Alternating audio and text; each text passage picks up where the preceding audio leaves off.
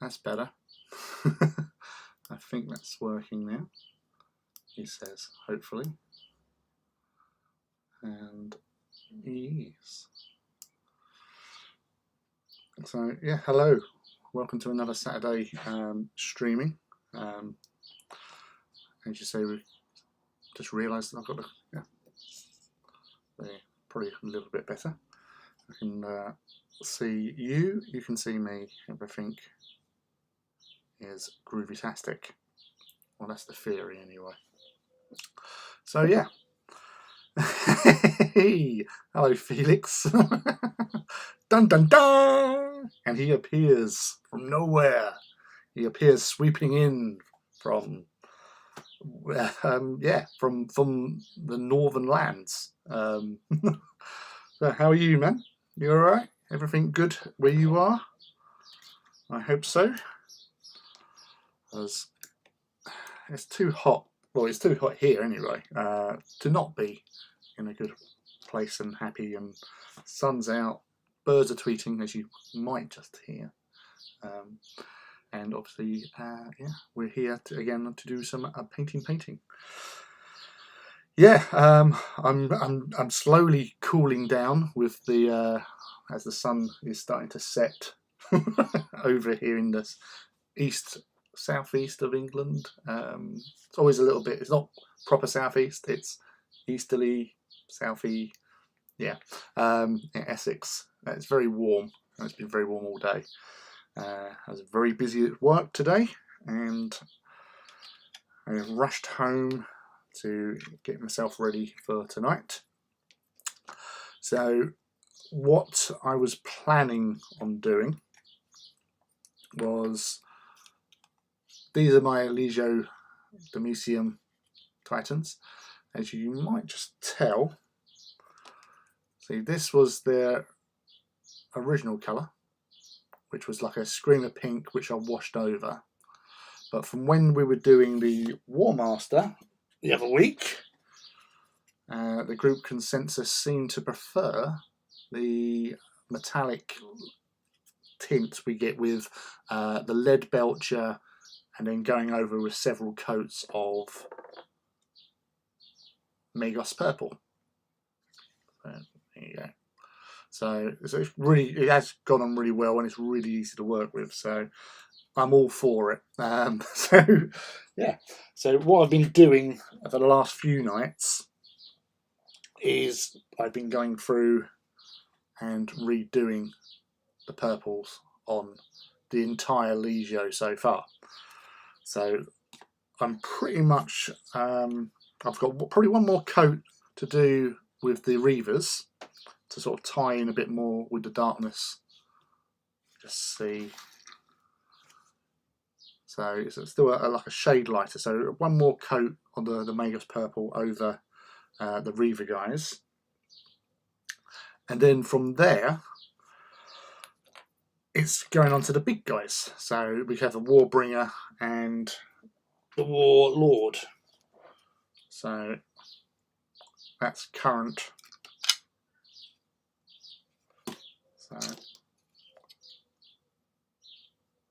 So you get a bit more of a nice metallic tinge with that. So the colours aren't a million miles away. So you can actually see with this guy, if the focus, hello, on the badge is the Screamer Pink. So the Screamer Pink, which was painted over the white Corax white base, so it's going to be a little bit more brighter. But I thought I'd leave them there because it stands out better against the metallic. So yeah, so that's the plan, and I'll do some touching up with these guys. I've done the weapons on the Warhounds. The Reavers, I haven't done the weapons because obviously there's a lot more areas to be done with these guys with their purpleness. So it's just getting all them bits done, and then before moving on to with these, I will be lead belchering all of those current purple sections, and then going over with the several coats of the Magos purple. Yep, finally done with the heat wave. Was plus 30 and I was just melting. Now it's raining 17. It's perfect. That does actually sound rather appealing, to be honest with you, Felix. Yeah, I'm not a hot person. In like obviously being in hot climates, because it really does sort of zap the living soul out of me. So yeah, not what I was planning on. Well, let's say you can't plan on the weather anyway, but obviously with British weather we're very temperamental, and yeah. So 1 minute it was raining this morning, and then next minute it's quite pleasant. So yeah, can't complain, although we do, because that's what we do. Hey, Sif, man. Nice to see you. Welcome again. So, are you still near land, or have you shipped out?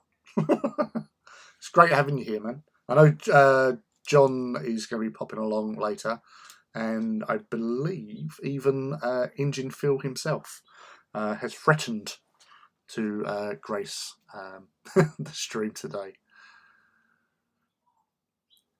So me neither. He maxes out this summer around about 22, 23. That's good enough for me. Yeah, I say we'd like to be in a nice.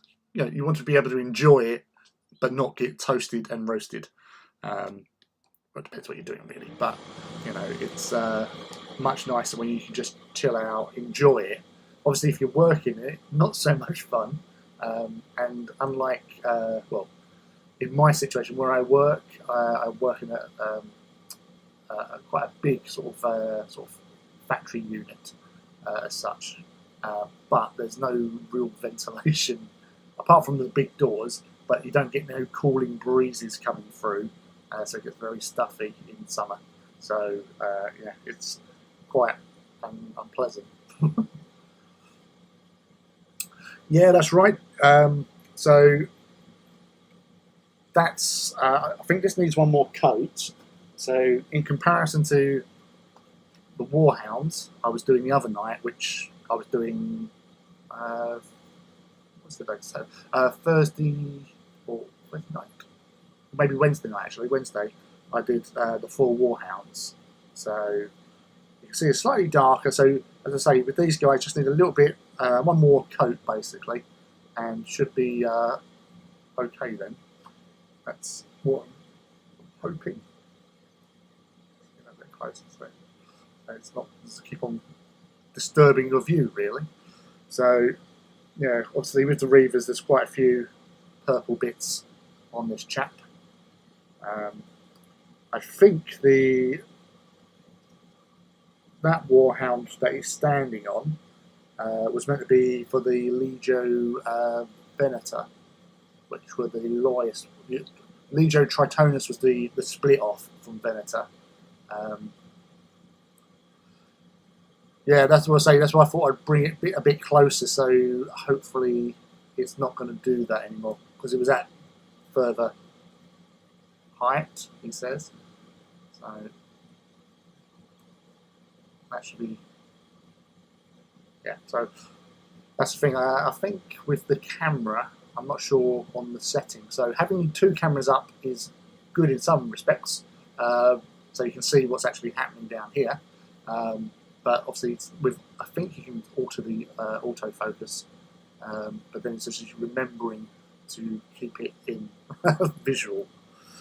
So yeah, so we got some tidying up on the Warhouse to do. We need a second coat.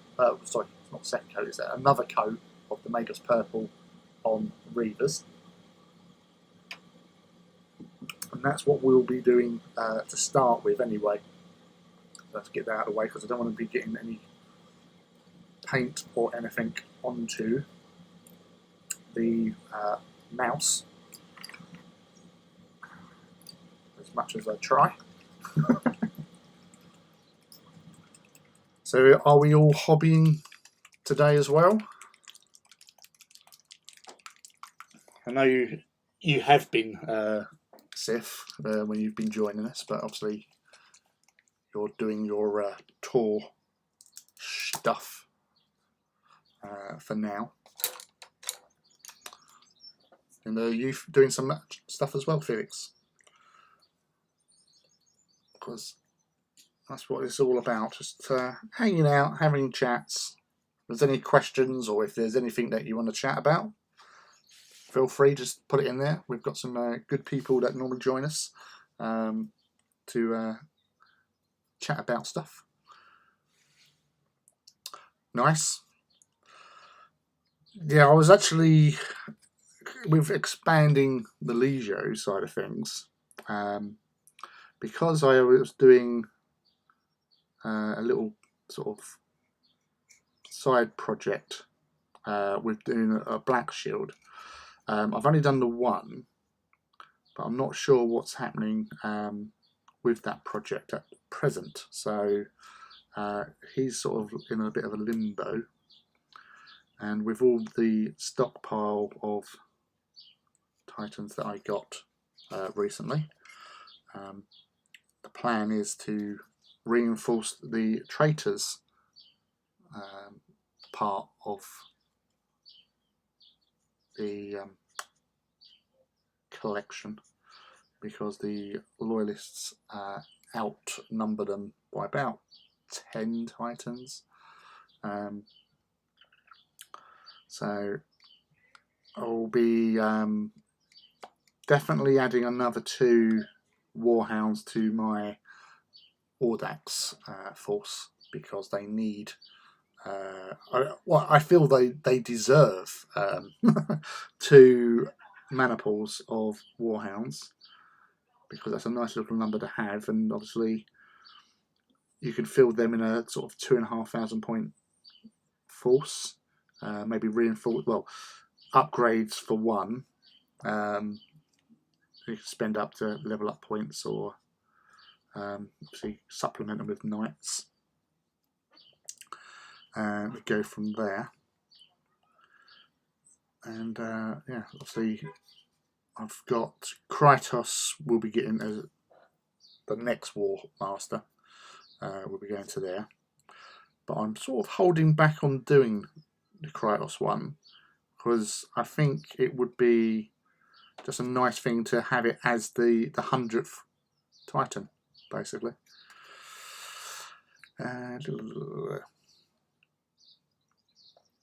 Building 4 more Hounds and another pair of Reavers. Nice, yes. I do like Hounds and Reavers.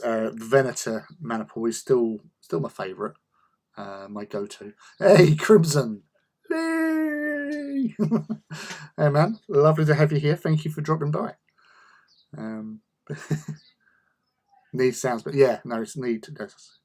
Yes. We always use these words to justify our mad expenditures on models, but we need it. We desire it. We want it.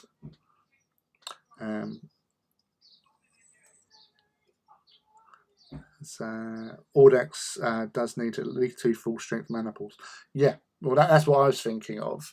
Was going to look at, because I've got the first 6 were all magnetized with, so I could obviously field Ursa's Claws. So I've got 6 Ursa's Claws for them, and the last 2 I built with just going to go with fixed loadouts. So as a heavy support, so like plasma blast guns and Vulcan megabolters, and then I think the other one I did do with a turbo laser. So I like that sort of balance. I don't tend to sort of max out on sort of plasma blast guns all the time, because turbo lasers, although they're weaker strength wise, you can do the targeted shots, and that is the difference between killing and not killing. Because obviously if you leave it in the hands of the dice gods, you're not always going to get like body shots or you know, where you want to hit, basically. Just stop by to give you a like and say Heidi Ho, Brochacho. I like Brochacho. Yes, that's cool. Thank you though. Thanks for popping in. It's always appreciated. As I say, you don't always have to just like hang out for the entirety of these things. Just saying hi is lovely. So it's always appreciated, and it's always nice to see you, mate. Justification. No, I don't want from the Omnissiah. Yeah, the Omnissiah wills it.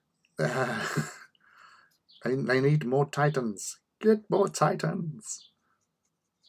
All the Titans. You know, you can't have all the Titans because I've got all the Titans. Jess Idaho, welcome. Thank you very much.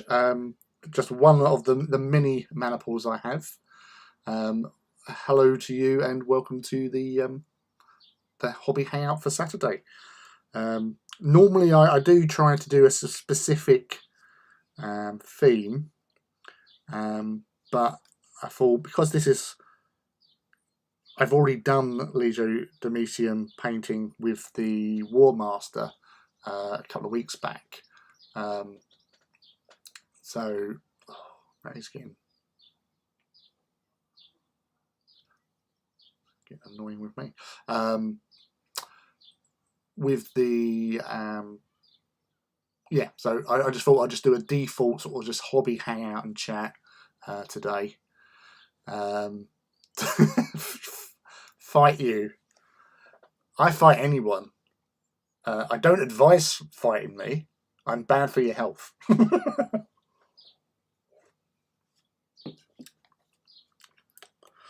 Yeah, I do like, as I've said plenty of times before, Sif, with posing of Reavers, I try to just keep the legs. So if we bring this one in as well, I try to keep the actual shin pieces at sort of 90 degrees to the actual feet. And then I use either the sort of rubble or Titans that it's standing on, and all the movement is in the hips and the thigh pieces basically. So that gives you a bit of a standing. Like, I think this one's probably more. I'm trying to. Yeah, so that one is a little bit more because of the angle of the foot and trying to get it onto the actual base. But oh, I've just realised I missed a piece. Oh my god! How shocking! I do apologise. But yeah, it's basically using them because I'm always worried that the legs, if you over angle them, you can't get the greave armour on to fit properly because you want that sort of tight line between the two. So all of these ones aren't too bad with that. So there is a little movement on a couple of them, but I try to keep them as sort of 90-degree upright as possible. But as I said, it's difficult because when you're trying to make them look as dynamic and characterful as possible. So there you go, like stomping on this poor loyalist Titan, Legio. Can't remember what I did to paint the grey on that. I think I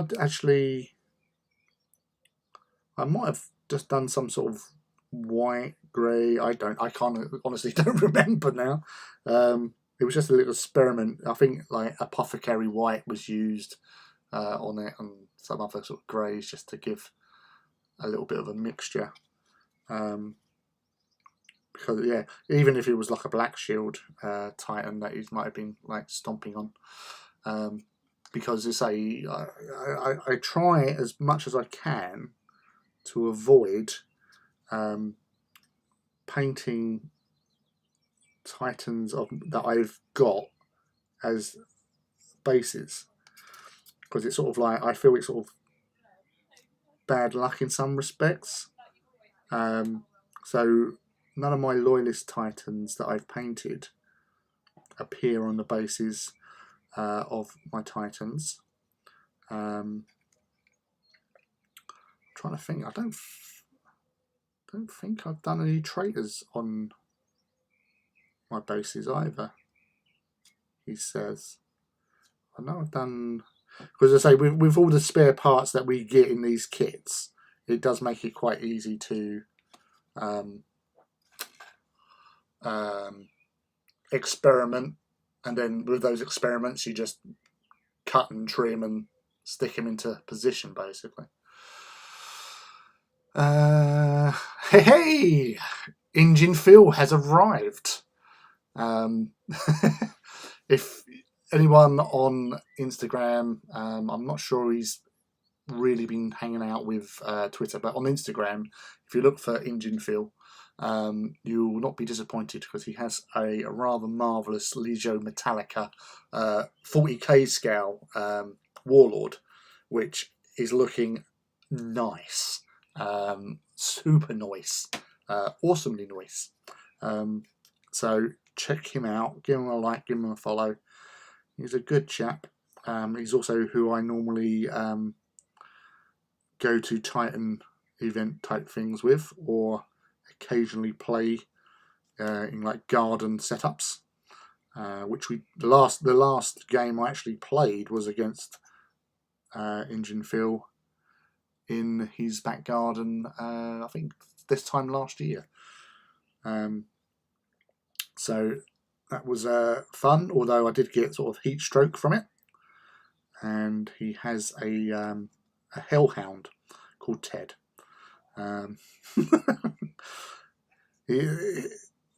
Ted is a beagle. It is a lovable, cutesy dog, but it hates my guts. So he's now my doggy nemesis.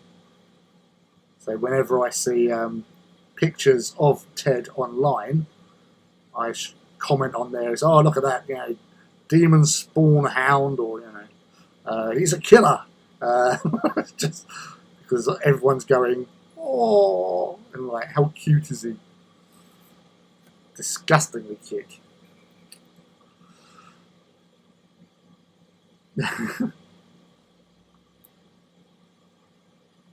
What have I done?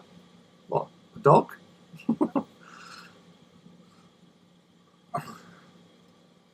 Glaring at me. I can feel your glares, Felix. But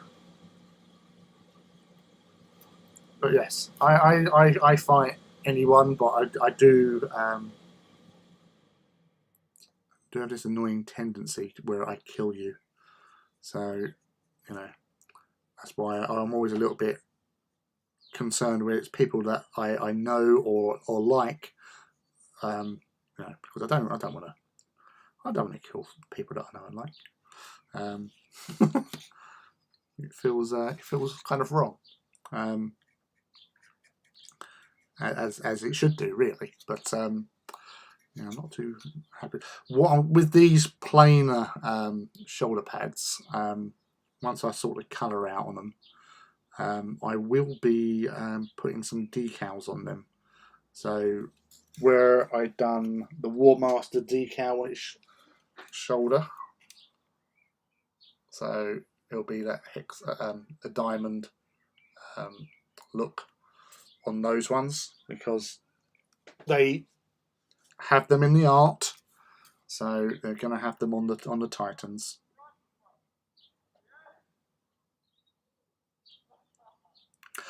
That's fair. That's fair. As I said, I was experimenting with it on the Audax one. To be honest, I haven't. Really bad now. I think I've done 2 Astroman Titans, because I was experimenting with the look, because I was giving them serious consideration as a Titan Legio. But as I've said, I think last week, or last time we spoke about Astroman, there's things about it I really like, but I just can't get my head round the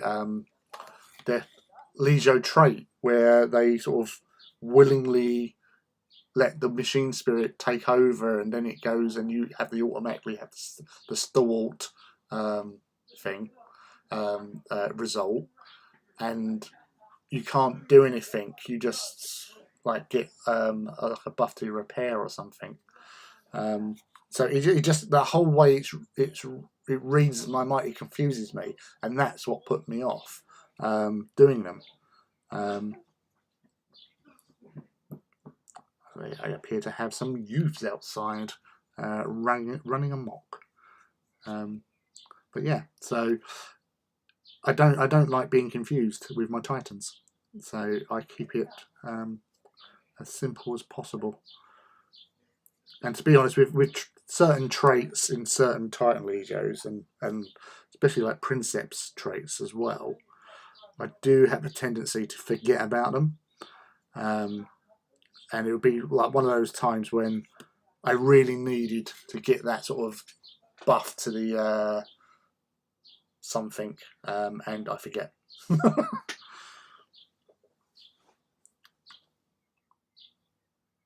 Honestly, I haven't even read it yet. I knew I was doing Astro Man as soon as they announced the game, but due to work and the plague, I haven't used my Astro Man in game yet.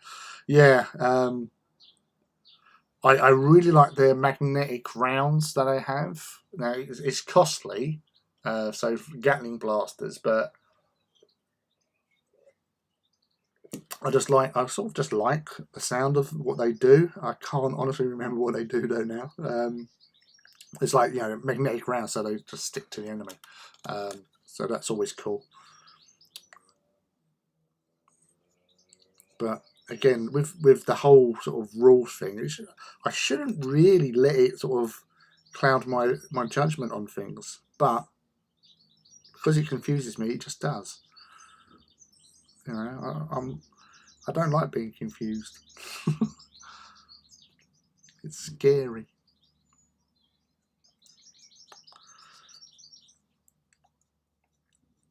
So Phil, are you actually painting tonight, or are you just popping in and say hi? Hanging out.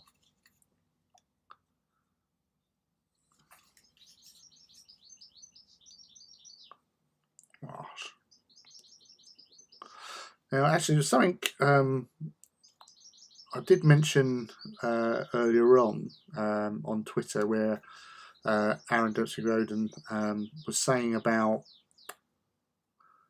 like, he was talking about June, and we all know I like a bit of June. And waiting for the new movie to actually come out. But he was saying about like the pronunciation of like laser weapons. Is it like las? Is it lays? Is it las?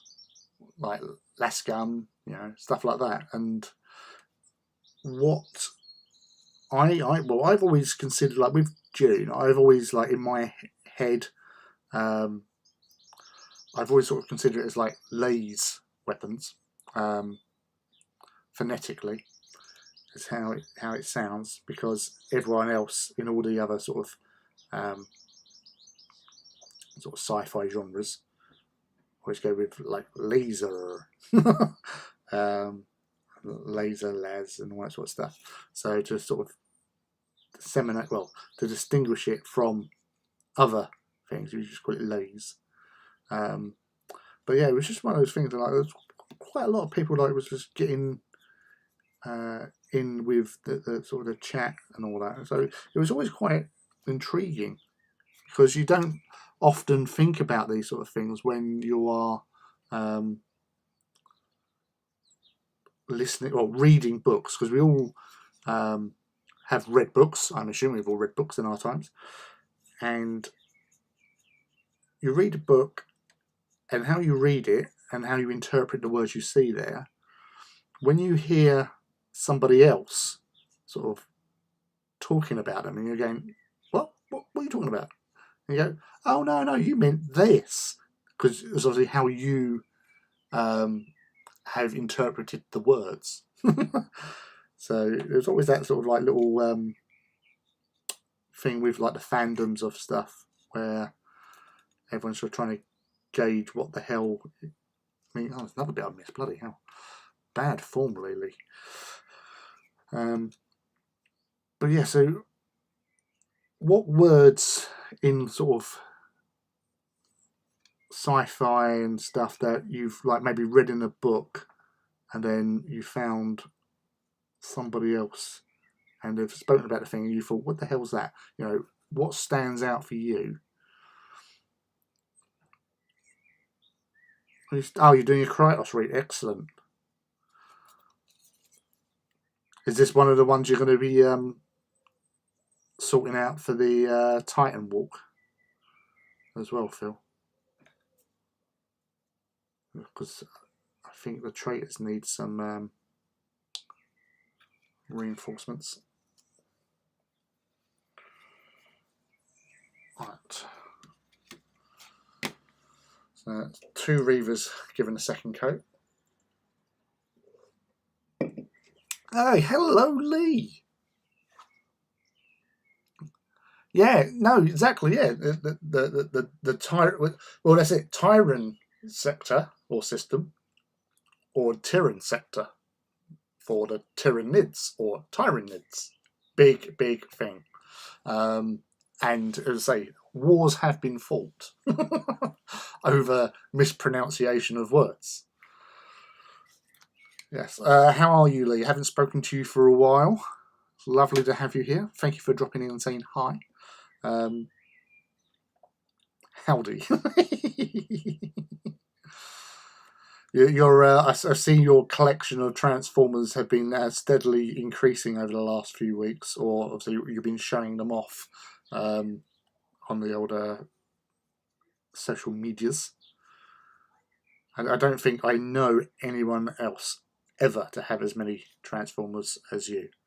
It's a very impressive collection. And as I say, some of them, when I've seen them, I've gone, oh my goodness, I remember those guys.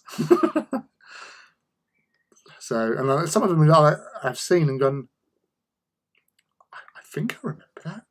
It's just sort of like puts me on a back foot, just trying to remember where and when I saw it in the first place.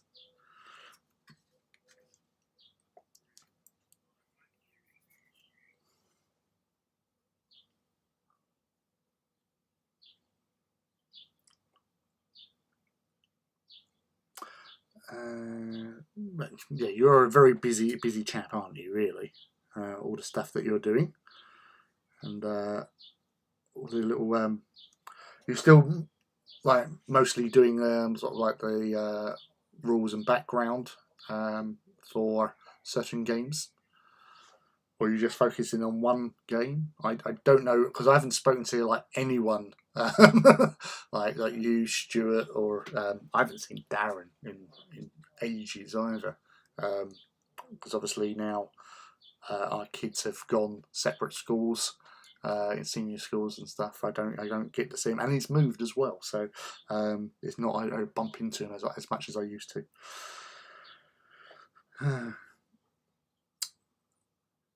Oh well, you're always welcome to join in and hang out whilst you're hobbying, because that's what it's all about, my friend. So just chatting in the chat, putting some paint onto models. What are you painting? You doing Heresy, or are you? The last thing I remember you doing was like word bearers, wasn't it? It's been such a long time to say. I can't remember. It has been so long since I actually seen you. I think the last salute that I went to was 2019. It's the last time I physically saw you, I believe. Jeez. Gosh. Can't believe that's like 2 years since salute. The last salute. That's scary.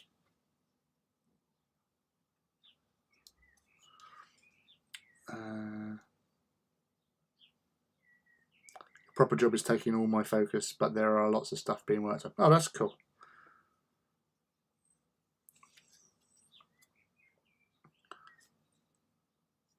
Yes. Are you still doing the same proper job as last time? As I said, I haven't caught up with you in such a long time, mate. But I'm assuming, because Salute's on again this year, isn't it, in November? So I would assume that you'd be down there strutting your stuff, no doubt.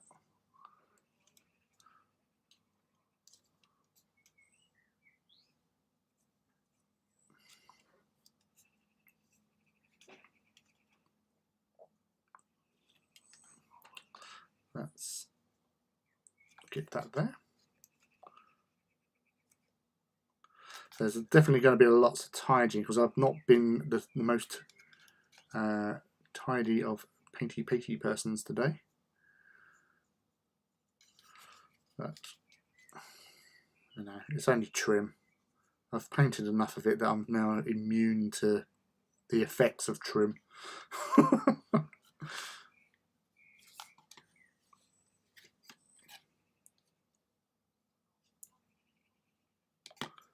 So hot.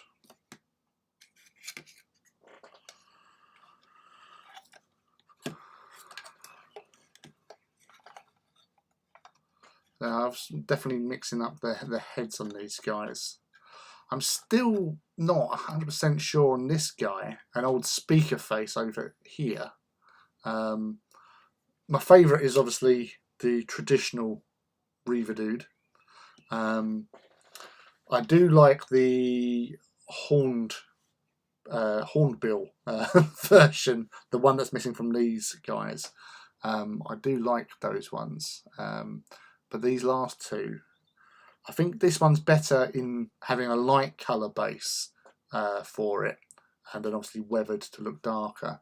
Whereas if you go for, like the first one I did was for my Leger Ignatum Reavers, and I went with a black head because normally I go yellow or red with Ignatum, but to mix it up I went with black, and I've never really been happy with it.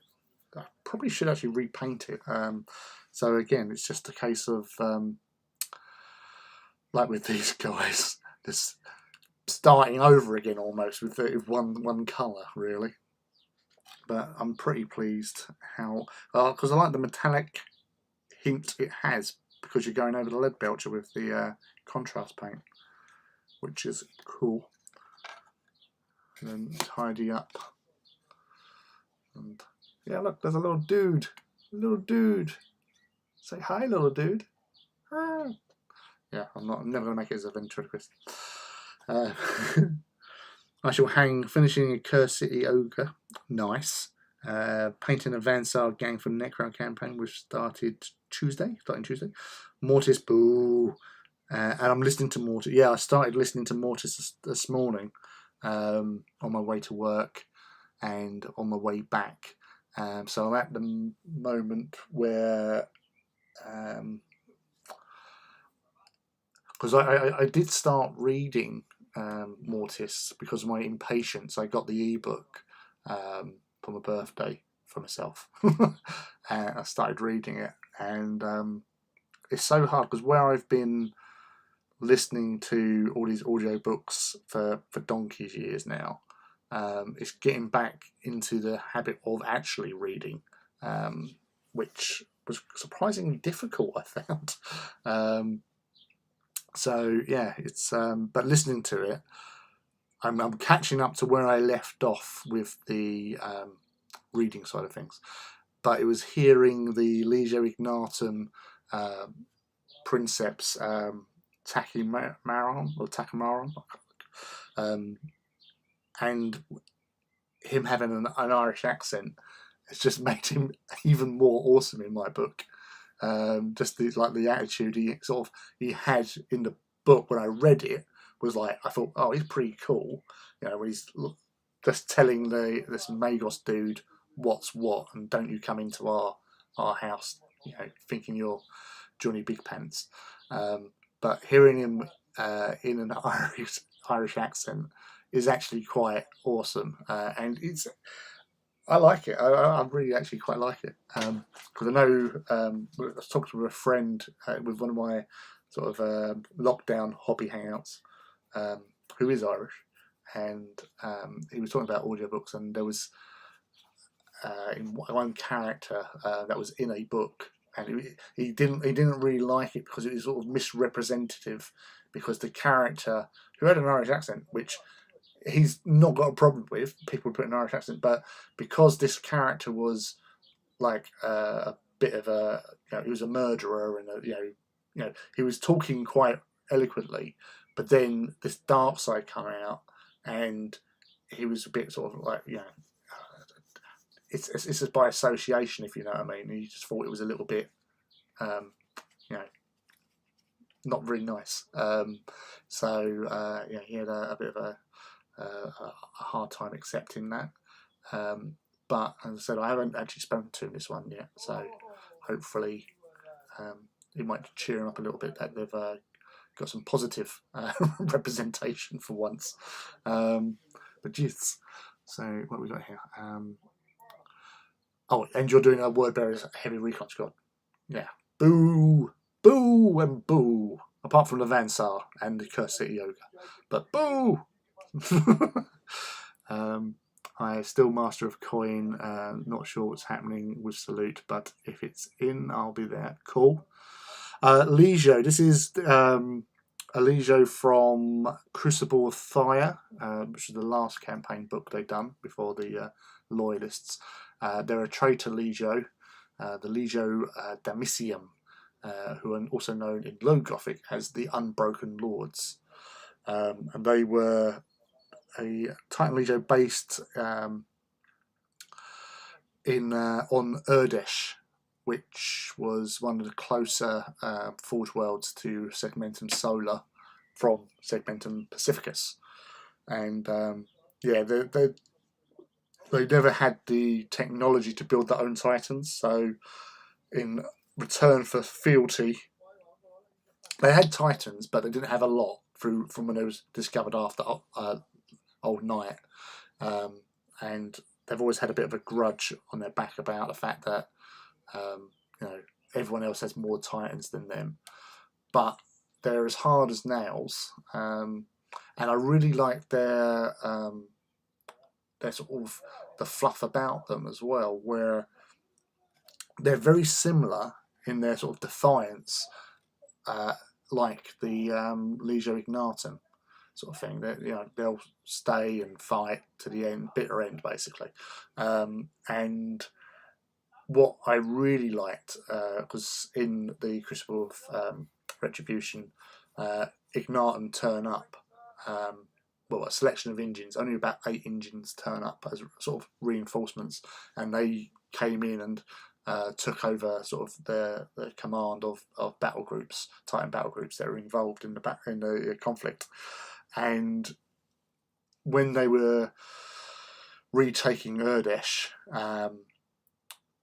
Demetium were outnumbered, but they put up a real staunch defence and, you know, fought to the last. And in recognition of this, Ignatum didn't destroy their heraldry, or they didn't delete or erase their records. They retained them as a gesture of honour to the strength of their character. Now, I've seen recently some people were putting like Legio Demetium Titans where, you know, corrupt Titans, but I would like to think that they weren't the ones present on Urdesh, because you can't see the Fire Wasp venerating and honouring an adversary if they were corrupted. So the ones that were in that conflict, I would say that they were, yeah, the rebels,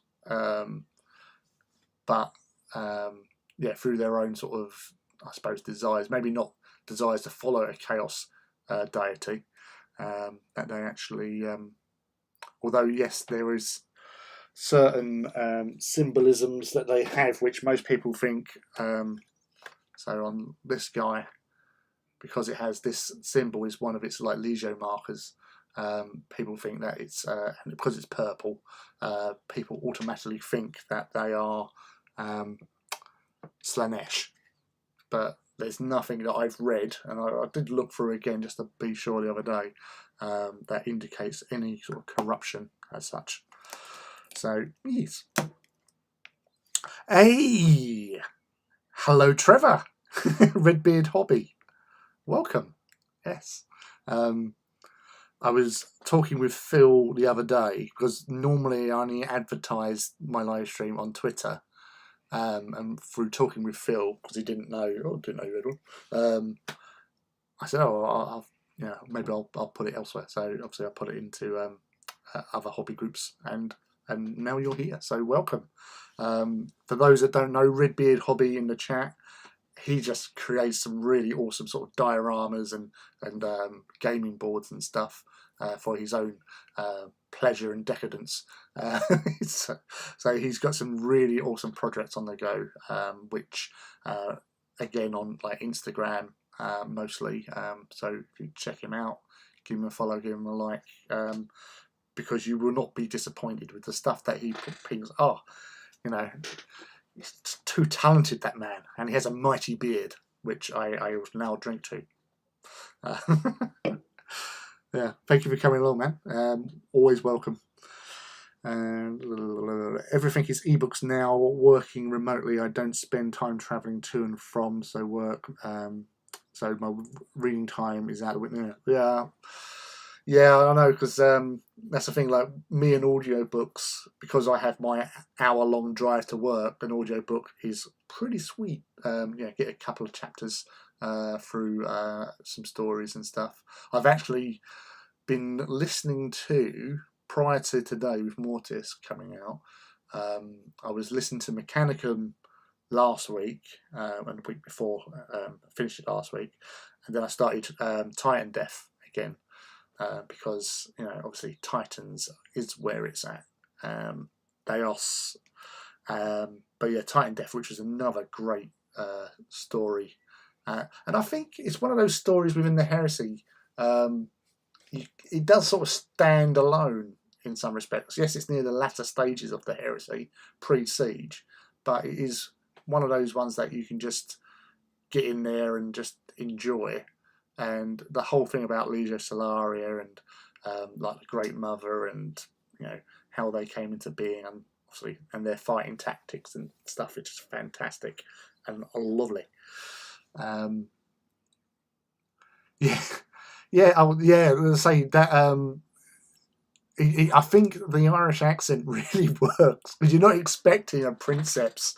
Normally, because you're, oh yes, I'm Princess Maximus of the Legio Banana, and they always have that. Or obviously, if they're a woman princeps, a female princeps in charge, it's all well and good, and they don't have that variance in accents.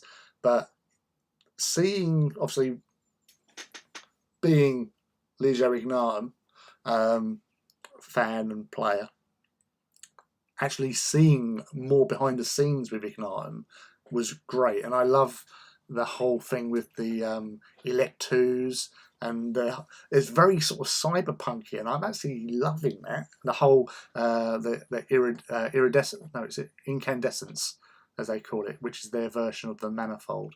But yeah, it was just so cool. But see, that Princeps Takamaron or Takamaron, or having an Irish accent it just adds that little bit more awesome to it. So yeah, as I said, I've only got through a few sort of chapters, obviously, so I can't give too many spoilers away or anything like that, but the audiobook was enjoyable, especially for that. Is the Loyalist Legion books worth picking up? I have Audible.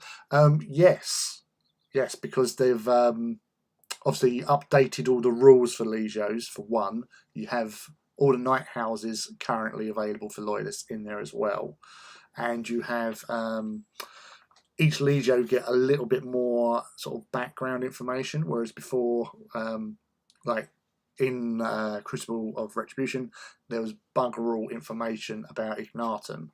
And you also got Metallica in this as well, which obviously Phil is really happy about. But it gives you a little bit more background. And say, speaking as a Ignatum fanboy, I absolutely love the background that they've actually gotten, because it is how I would have imagined it being. So I'm a happy camper. But yeah, for the background, as you know, with these books, there's always a nice little bit of writing in there, but it just helps understand your chosen Legio better. Also, with the other little thing they added is material strength of the Legios at the time of the sort of heresy, and what sort of grade, like their level that they are, sort of thing. So like Primus, Secundus, Tertiary, or whatever. But yeah, all that little information. I love all that fluff. It's all about the fluff. It's too many projects. Yeah, but they're all really cool.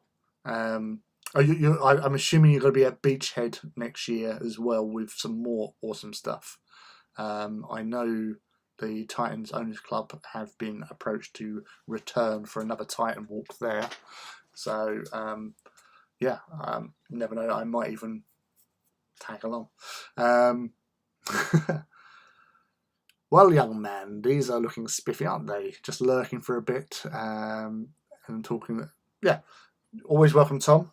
Never a bad time if there's a Tom in the chat. But yeah, I'll be right back. Okay. Right. Okay. I'll check out on the Twitter. So what have we got from? Oh, nice. That's a sexy pair of legs there on the Warlord, even though it is a mod. I see. I take it you've been doing some little 3D printing there with your what's it, Contemptor, isn't it? That's a good. Oh, I love that. That ogre is looking absolutely awesome, mate. The skin tone on it as well. That's really nice. I would show you guys, but you wouldn't see it. But yeah, no, that's really cool. Little heart, little like. That's nice. Yeah, so catch up there. No, I need that. I need that to see. Yeah, your Space Hulk board, Red. Yeah. When I first saw you coming up with that idea of doing it, I thought, oh, he might be onto something here. So yeah, and it's how it's evolved. It's just amazing. Oh really? Oh cool. Well, if anyone's going to have those sort of things, it'll be you. You know, your collection of awesome. But yeah, because I've used a couple of like the old epics, Space Marine Rhinos and Land Raiders. A friend of mine did give me some 3D. Some 3D printed Space Marine tanks that he got hold of somewhere. So, but I haven't used them because one, they're a bit big, and I wouldn't want to cut them up because they look nice as they are. Yeah. So, and obviously, as you can see there, an original Space Marine dude on a plinth. He's all in grey because I thought, what Space Marine Legion should I do it as, and I couldn't decide. So I just thought, oh, he's covered in dirt, covered in grey, so he's staying as that for now. Right, let's get some. Where's my iron breaker? There it is, and give that a shake because I'm going to do some work on the trim now. You got an entire Dark Angels chapter. Jeez. I gave all my stuff to Mike that I had. Admittedly, it was mostly Eldar because I did have a thing for Eldar Titans. I love Phantoms and the old style epic. I think I had about 6 of them. Including the Ghost Helm Warlock Titan. But yeah, pulsers coming out my ears. The odd vibro cannon.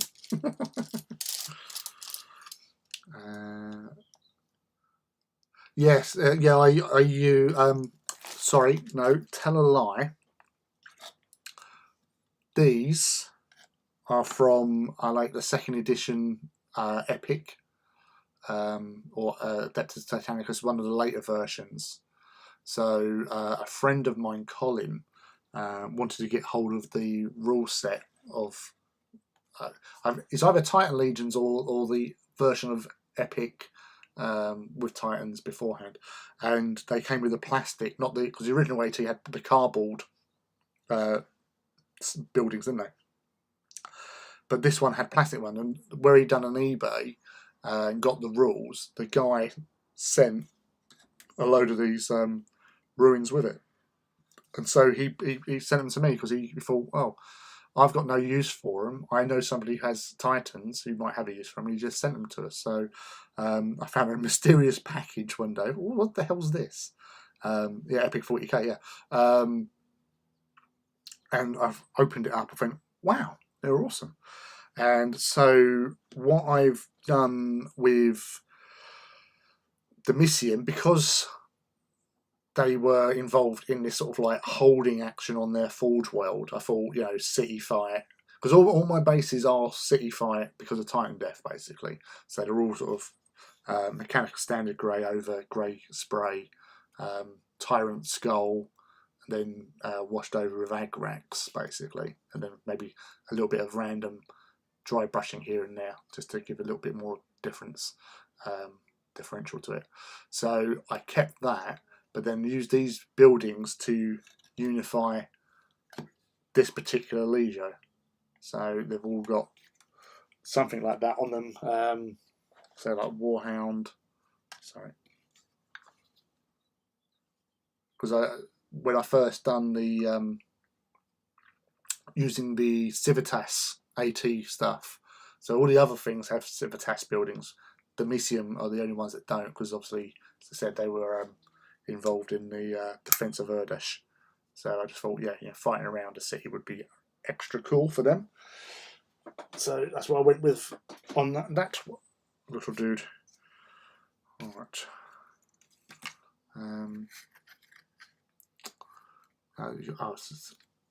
Where are we? Now, thanks for dropping by, Trevor. Lovely to see you here. Thank you, and I'll be looking forward to seeing all your stuff as you post up. You prolific little monkey, you. Such awesome stuff.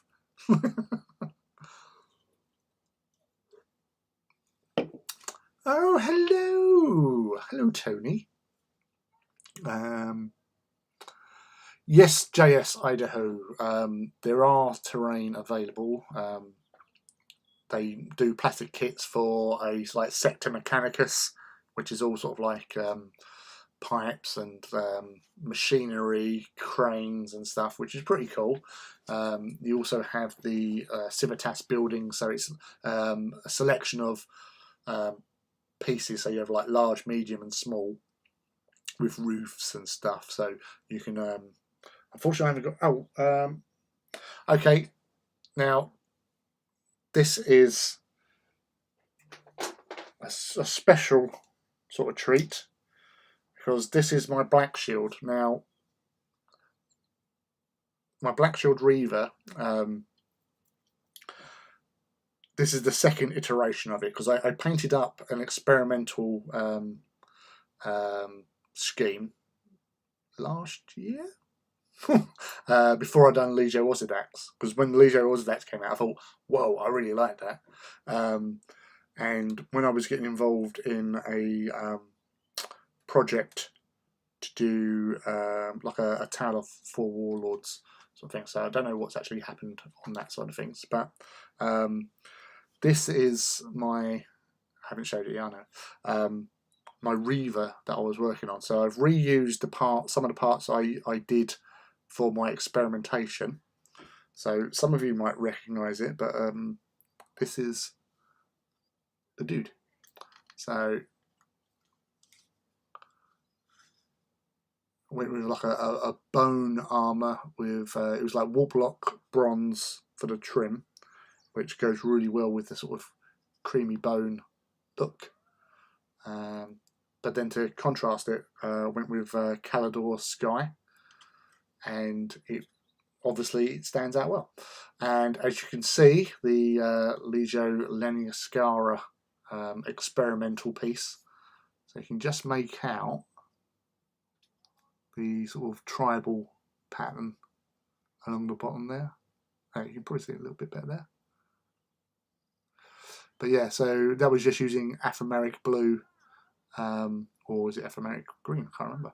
A couple of layers of that over lead belcher or something, and then going around the trim with, I think it was Roomfang I used in the end, and then just Mephiston red for the helmet head thing.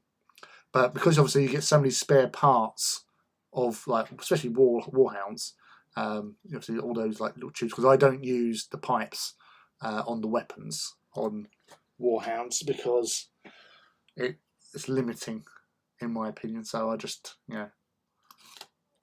pop them off, and I literally don't bother. So I have a lot of these little tubes sitting around. Pipes, cables, what do you want to call them? So I use them to signify damage, and where the cabling is like ruptured and split and everything. But yeah, so this is that little chappy.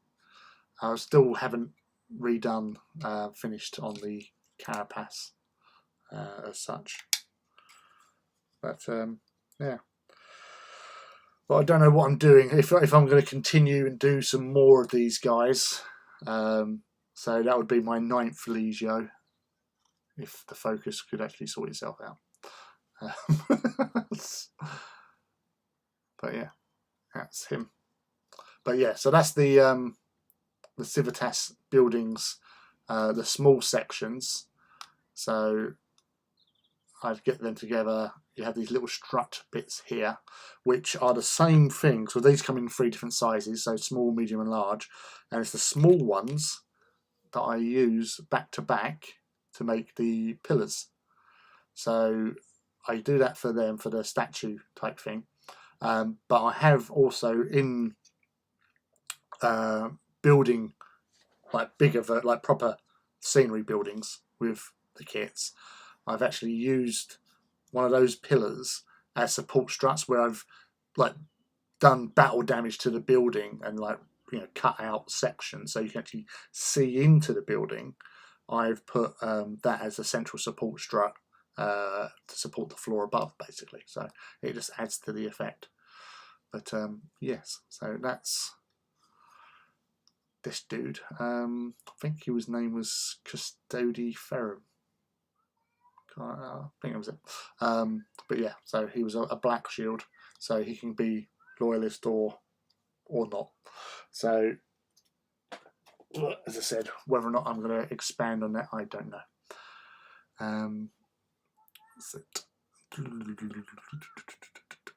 Engine Field's back, and Engine Field, Tony Schofield's in here as well. Yes, it's going okay, mate. Hope you're all well. Yeah, just going along with doing painting as normal, as I try to spend some time hobbying, and yeah, just repainting a Titan Legio because I wasn't happy with the coloration. You know what it's like. You do something, you think it's awesome, and then you do something different, and then you go, "Oh, I'm liking this new style better," and so you go back to scratch and repaint. 1, 2, 3, 4, 5, 7, 8, 9 Titans. So that's the plan. I'm just finding my special brush. My special brush. Where are you? Are you hobbying tonight, Tony? Or are you gaming, or what you up to, dude?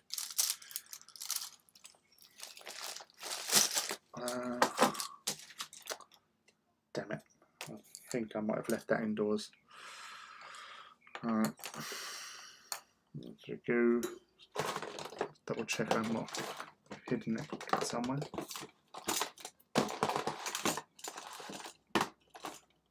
A little box of tricks, paint and stuff, which I had a leak in the other day, which was great. Hello, Merlin. Welcome. Feel free to join in the chat with all these fine folks.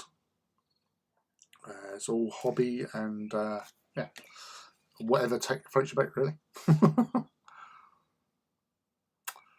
Oh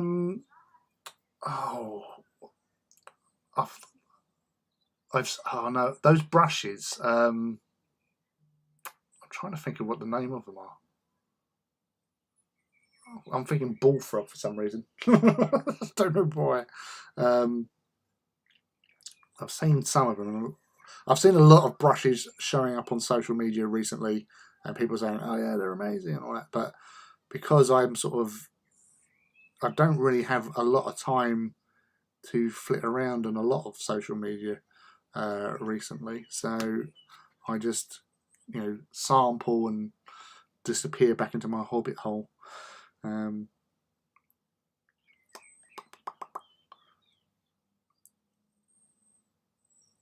Oh, nice! Dragonborn Paladin for D&D that I'm painting for a commission in a bit. Awesome. Dragonborn. Oh, mean buggers. I was doing a D&D campaign recently with a few of my mates, and we was up against a lot of Dragonborn. We was doing Dragonlance, and the DM had the Dragonborn. Was it Dragonborn or was it Draconian? I don't know. I can't remember. It's been a while. I just know I just go around killing things in any way, shape, or form. That's what I do. I don't do. I don't do cerebral characters. I just do things that get the job done. So normally my default for D&D is always an elf, and generally I am a wood elf ranger in every game. But for a change, I thought I'd go wood elf again, but to mix it up, I would go with a paladin wood elf. He's not. I do like to go for the very different and unique side of things, so I went with that as an experimentation, and it sort of worked out so far. But we haven't played for a while. A mate who was running the campaign works for computer game sort of makers, programmers, and he had a ton of sort of deadlines needing to get done, so he had to knock the DMing on the head. So we were playing a different game called Monster of the Week, which has actually been quite a lot of fun as well. That's a friend of mine who runs that. So that was been very enjoyable on our sort of semi-regular roleplay meetups. We have an interesting group of players and characters. One of which he has like a bar, like a biker bar, and he has like minions that serve him. We were like Sons of Anarchy type thing. But he also has a pig that he can ride, because when he turned up in the first game, we was investigating some sort of supernatural pig orientated cult type thing, and we were attacked by these feral pigs, or these pigs were unleashed upon us, and he turned up and basically jumped on one, rode it, and eventually tamed it. Yeah, we do some very crazy stuff in our gaming. So, but I think it was allowed because it's not sort of like straightforward. It's not D&D, and we normally like ye and stuff. I don't know what I was saying there, by the way. but yeah, it was it's been a laugh, to be fair. So very enjoyable. Broken Toad, yeah, that's it. Yeah, Bullfrog, Broken Toad. There you go. Yeah, they're the ones you're talking about. I take it, Lee. I've never really been one for what do you call it?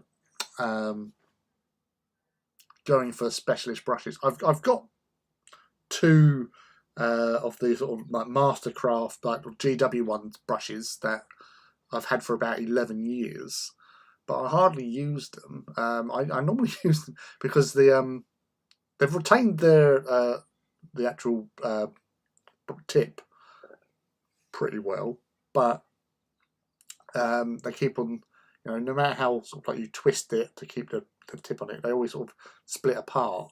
So I just normally use them for either doing decals with.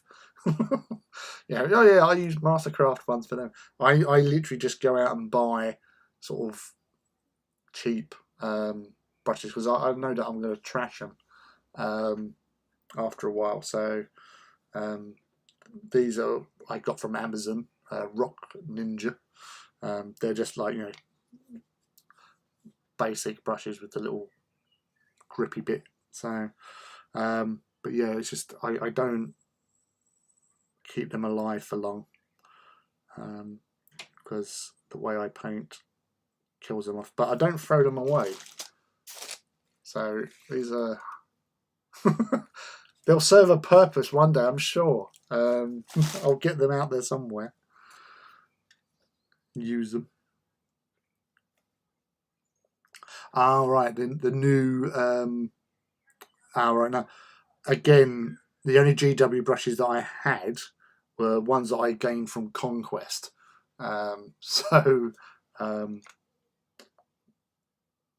These ones. So I did actually specifically buy a dry brush once. I might even got no shade brush came with Conquest as well. So yeah, I don't do that. I'd rather go down to somewhere like Hobbycraft and then get like a pack of 5, golden Teclon or Taclon brushes, because I say they don't really. I use them, and then I kill them because I'm not that economic about looking after brushes. So I know what I'm like. So that's why I don't want to invest in proper brushes. I use the GW synthetic ones. I like them. Hard to get used to, but I like them. That's the thing. We're all different at the end of the day. We all have our own sort of, things that we like, things that we don't like. So you just go with what you can, use what works for you, and just go for it.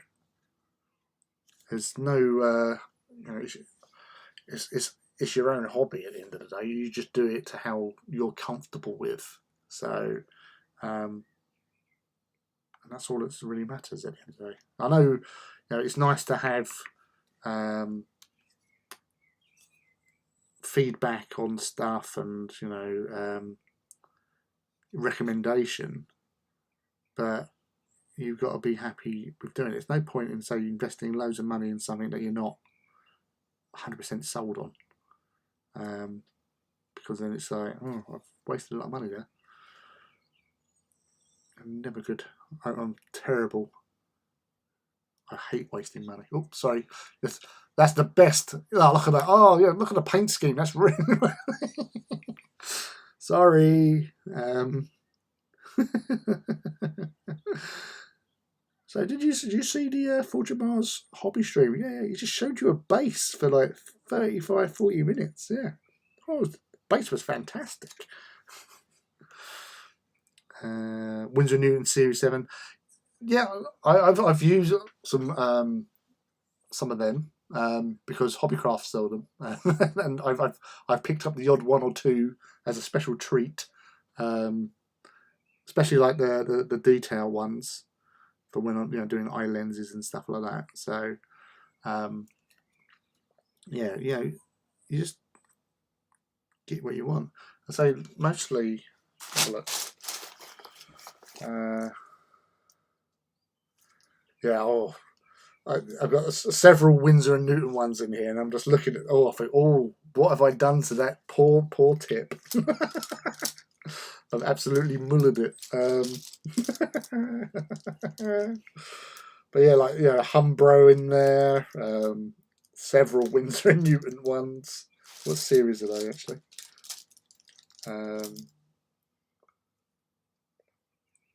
University Series 233, and I've absolutely smecked it. Smecked them. Yeah, Humbro brushes, Army Painter brushes. Like I have one Army Painter brush which I use pretty much for like Space Marine eye lenses. But yeah, it's otherwise it's all cheap and cheerful. You know, these type ones, which look what I've done to it. So I do a lot of dry brushing.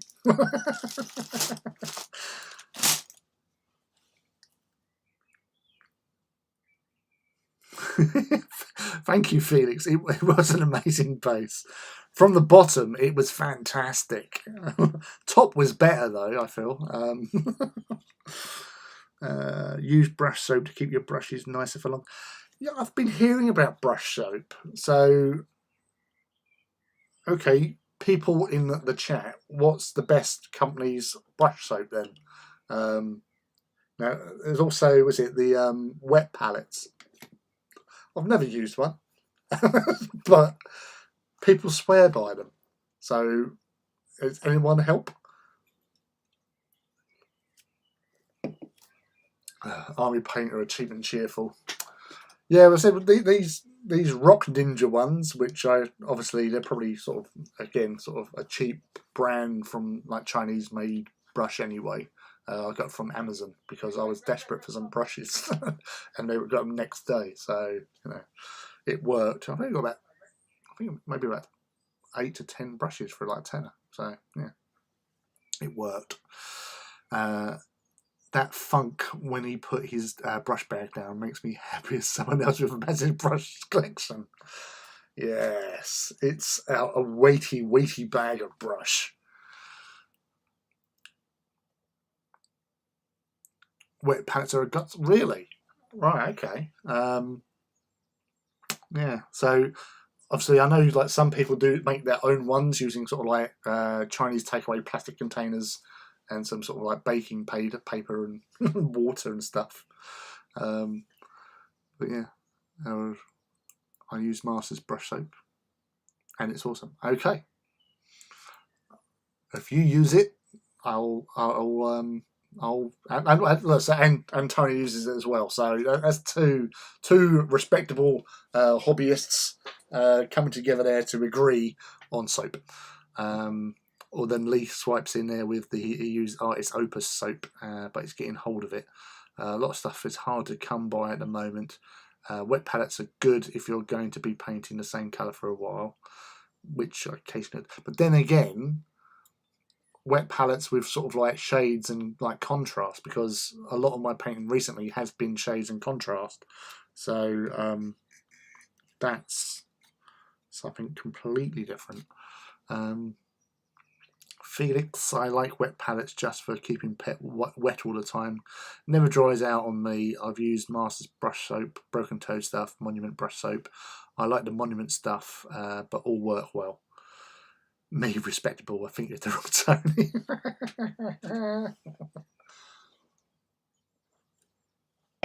Oh, hush your noise, young man. Yeah, you're commission painter. I'm not a commission painter. So you've got to be of some level of competency to do that sort of shenanigans with taking payment for paint, sort of like a painting mercenary. But I can't do that. I was like, I'm too sort of like, oh, I know you're not gonna like it, and I'd feel bad. someone goes, "Oh, I don't like what you did with it," and I go, "Oh, I'm sorry, I didn't mean to paint it like that," because I can only paint like me, and not everyone. I don't expect everyone to like how I paint, so that's why I sort of avoid doing commission sort of work, because I don't want to upset anyone. And I say, you know, it would actually really upset me if someone's, you know, came back at me like really disappointed with what I've done. That would absolutely like just like, oh, that would do me in. So yeah, I'll continue avoiding that for the time being, I feel. But yeah.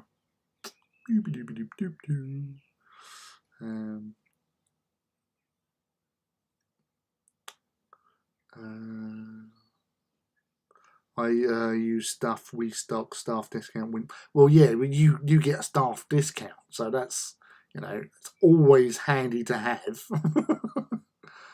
You know, I would use and abuse my staff discount if I had a staff discount. So wherever it was I worked, if it was a hobby related place. But yes, I don't blame you in that. And say with your places where you get to sample a lot more stuff than if you was at like a GW, wouldn't you? So that's sort of beneficial for you in a lot of ways.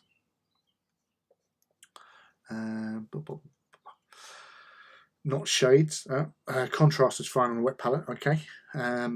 Painting stuff for others uses all the time you would have to paint stuff for yourself. This is true. You know, and I've got a reputation to uphold as well. Although, you know, obviously, once I hit the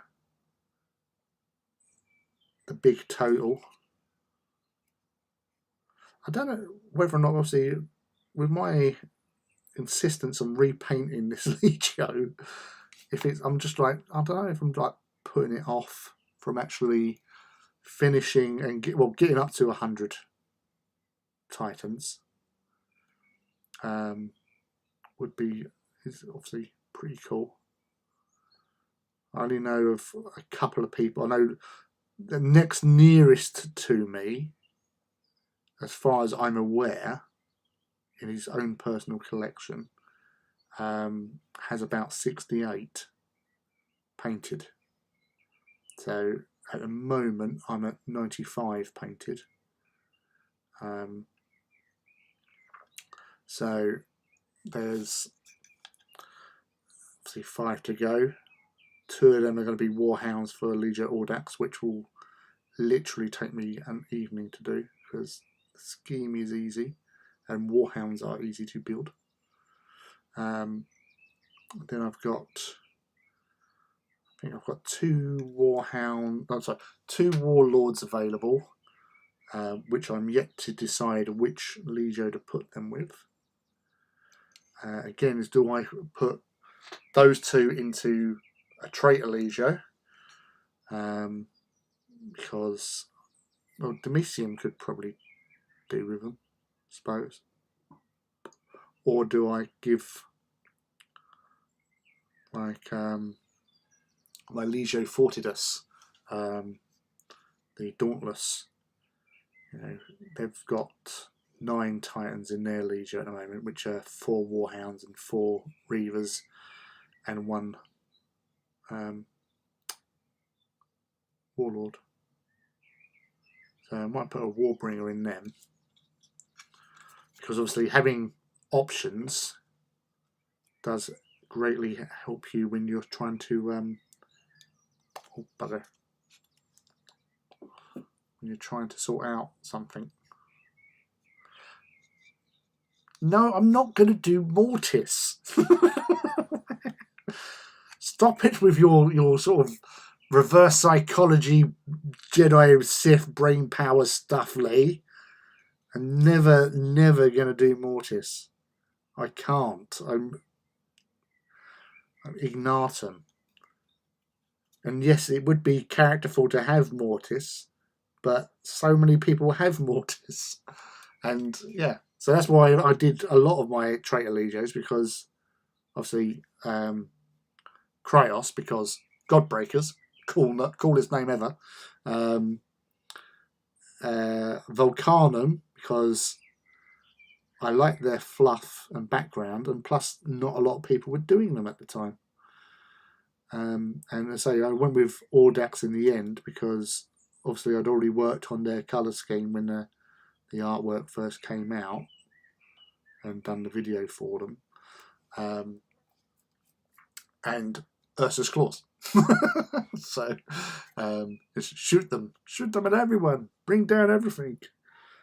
Plus, they obviously Audax get a bonus for to the strength of their Ursa's Claws, so they're slightly better than normal, which is always cool. And as I say, Demetium was just, say, Unbroken Lords. There's another cool name like Godbreakers. So yeah, and as I say, I like their fluff. Mortis have been around for so long in the Heresy, and the big bad boys and all that sort of stuff. And yeah, it was nice to I like doing stuff that other people haven't really done. So I know like there are people like have done like Zach Bear from Goonhammer. He's got Volcanum. Greg Smith, who's a friend of mine, who's got that.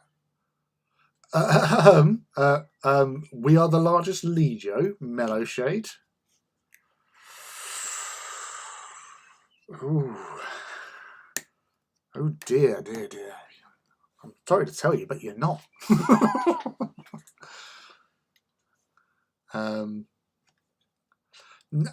Tempestus. Tempestus were.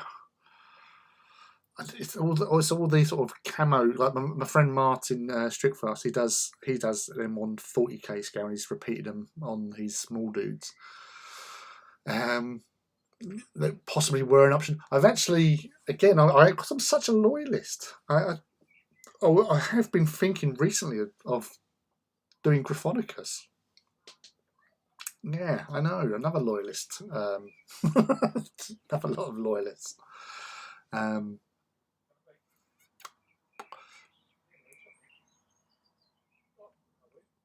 no, Lee. With the largest lead, Ignatum aren't larger than Mortis.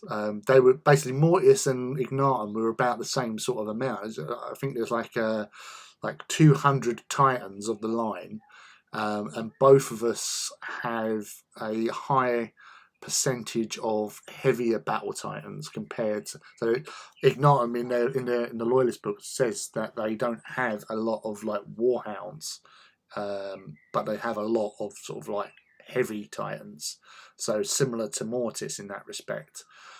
The largest Legio is the Legio Destructor, so they have more titans compared to other Legios, because where they've been out and about fighting like orc menaces and stuff like that, for the most. So they actually had, I think they got, Phil will correct me if I am wrong, but because I think I'm quoting what he said. But they definitely had the largest amount of titans. Obviously, this is going to be retconned in the latest edition, because obviously Destructor aren't featured. They're mentioned in Titan Death, but there's no rules for them, and no schemes either. Caught fly. So yeah, it was the one thing from, I think, Titan Legios, where it said about the steel beasts, that they are the largest. They had the most titans, but Mortis had the most like warlord titans, for example. But again, loyalist Legios, it says obviously with Ignatum now, they have quite a lot of heavier mechs, Baptec, heavier titans. So yes, obviously, with you reading Mortis, you know what is super special about Ignatum with their the Triad Ferrum Morgalis. Boo, Mortis, boo! Yeah, so...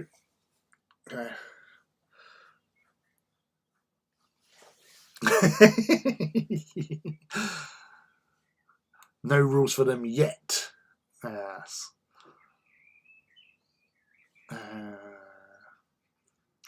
You're not a fan of the shard camo for Tempestus. Yeah, well, some people just do checker plate on them, sort of odd checkers, so get some checker decals instead. Because obviously blue and white checkers are always fun to have. Well, yeah, the Tempestus do have some pretty. Like, I've been on the receiving end of Tempestus at the Titan Walk event last year, where I, getting shot repeatedly every time I killed one of their Titans. Oh, I get to roll a D6 or whatever, and if I pass this number, I get to fire either one or all my weapons before I die, and before you do what you actually do. So you could get shot by his guns and then shot by wildfire. So it's like, oh, great. Double trouble. And that can really, really take it out of you, being shot repeatedly before it then probably falls down on top of you, because that would be just my luck. It needs to blow up. Yeah, so... yeah. Well, that's the thing, like, where I've, like, in the Loyalist book and, like, in Mortis, where they're saying about, I think it was a Sigilite was talking about, apart from Gryphonicus and Ignatum, all the other Titan Legios there were basically, like, piecemeal, and, it's... like pieces like that where it's like the stragglers that survived from like Titan death, because Solaria but there's only like 17 engines involved for Titan death that survived Titan death. So like in the book it says there was 104 that went into the Beta Carbon cluster, and 17 turned up at Terra. So and then you've got all the other sort of Legio Advilarges, or Avidades. They were one of the ones that got absolutely hammered during the death of innocence on Mars, when them have that's bugging me now. Them and Fortidus, basically both their fortresses got blown up with whoever was in them, and then it was obviously the survivors out amongst the fleets had to fight their way back. I know, like, the Fortidus had to fight their way back, and that's why they get their sort of ability to swap out a Titan in, for something else, so they can make up maniples or whatever. Although I think they've been nerfed, so I'm just going to shut the door a second. It's getting a bit chilly now.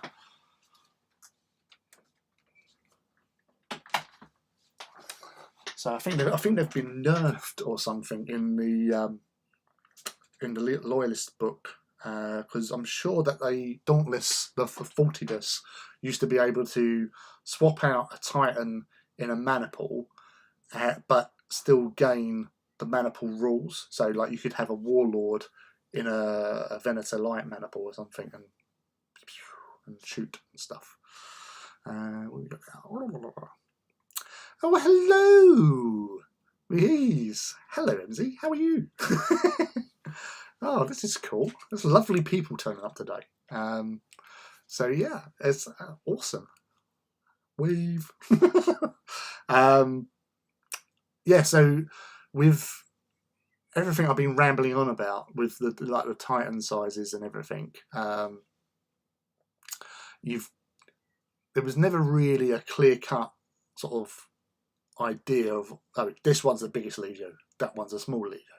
But in the Loyalist Legio book, you actually, as I said, the material strength is written down there, so you know how many Titans at the time or prior to Titan Death or whatever they're running around with. So that was a really nice little thing, because they've been very vague in the past, and especially like with stuff like night houses, because when knights first turned up in the Heresy in Mechanicum, there was only Tyrannus mentioned, and then it was as we kept on getting ribbed in the Tyrannus Owners Club, where we kept on getting the Mickey taken out of us by Andy Hoare, that we collected all 2 Tyrannus Knights, because obviously when the Forge World Black Books was coming along and popping out all the background fluff for all the campaigns and everything, and then you've seen like households like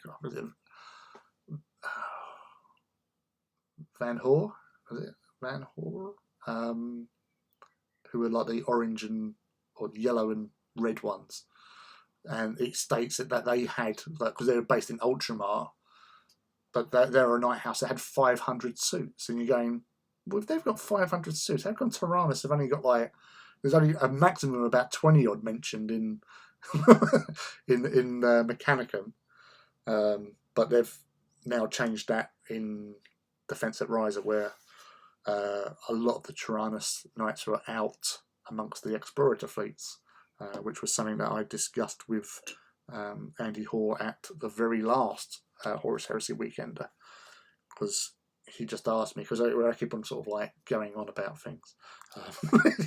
He just actually said, "Okay, well, tell me what you think, what you think from A to B, what happened, and so I just gave him my thoughts, and yeah, because I think one of the writers was actually asking him about those sort of things for when they're doing the background stuff. So it was nice to actually see what they were coming out with in the Defence at Riser book, and the whole, again, I honestly swear that in the Tyrannus Owners Club, right, there is actually a very polite civil war that's going on, which is very reminiscent of Red Dwarf and Dave Lister, where the Frankenstein, his cat that he left, that evolved into the cat race that lived on Red Dwarf. They had several civil wars over the colour of the hats that they was going to have at the hot dog stall in Fiji, where one was saying we're going to have green hats, and the other one was saying we're going to have red hats, with their prophecy of Dave Lister. Then Lister goes, I was going to have green. So in the Tyrannus group, there is this continual feud between those of us with silver plates and white plates, which initially I just said from the very get-go, really, silver plates and red, even though they were blue in Mechanicum, but when they brought out the video, it was actually Duncan Rhodes' first video tutorial was painting an Imperial Knight in Tyrannus colours, and it was painted red with silver. So you automatically go, well, they're red with silver then. And so they went with that. Even though we was planning on painting them blue, we go, no, well, GW is red and silver. But in heraldry, white represents silver. So I always used to say in the argument, well, knight heraldry, white is silver, gold is yellow, because obviously they couldn't, create those sort of colours for putting onto knight shields and stuff. So they went for the easier and cheaper option, which was yellow. So I didn't have a problem, but you always get some people that are trolling each other, and so like they would come out, oh, silver is right, and no, white is the right colour to have, and all that sort of thing. And there's just been a mockery of a civil war going on ever since we created the group. So yeah, and they've sort of addressed it in the Defence at Riser book, where there are now red knights, and because some of the loyalist Tyrannus guys, as thank you, they're painting their knight suits red to sort of honour the Mechanicum, or Mechanicus now, for helping keeping them alive and stuff, and others retaining the blue. And there's been sort of fisticuffs over it. So I would like to think that that's a little nod to us lot, because obviously we always like to be sort of mentioned. Yeah, we're quite vain like that.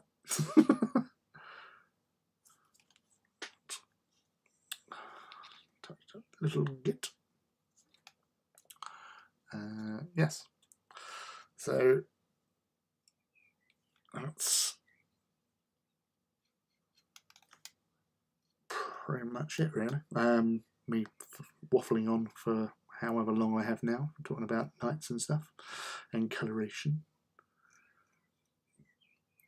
I was painting trim. Yeah. As I say, trim's nothing to be scared of. It really isn't. You know, so enjoy it, get on with it, and just embrace the horror, as I always like to say. Alright, so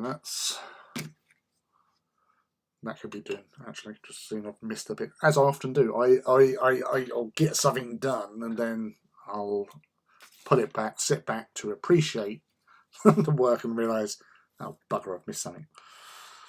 So normally when I take photographs of the models and post them up on social media, and then you go, oh crap,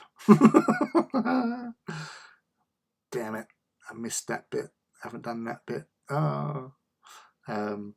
That's why I was always thankful for Agrax Earthshade, or its predecessors. That you said was it Devil in Mud, as it was once known, or something similar, like Griffin Sepia, which became Seraphim Sepia, and I just wish they would just keep all the paints the same. That way it's easy to keep track. Right.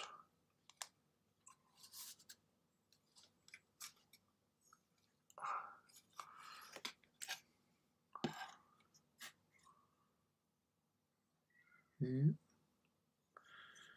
Double check, he says.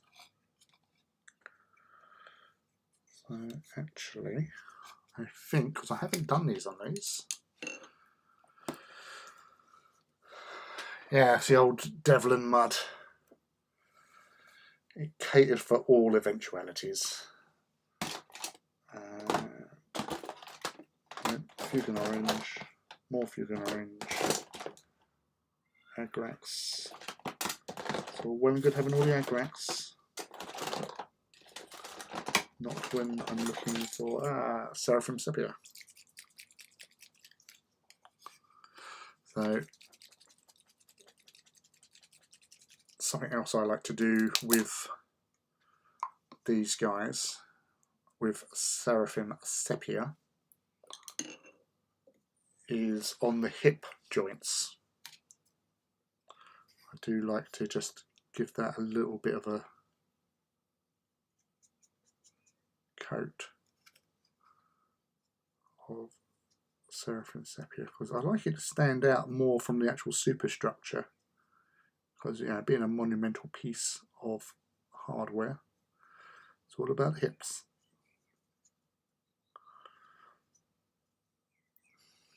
There you get them on there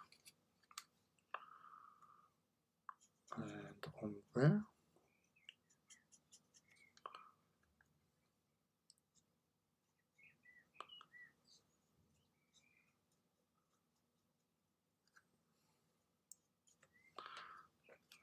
So it just makes them stand out a little bit better, really. But you know, it's just that tonal shift from everything else.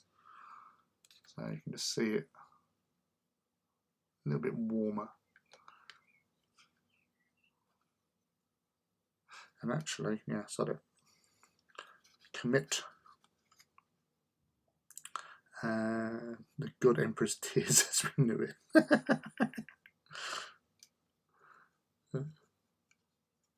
I do love those little sort of names that get dropped in, nicknames for stuff.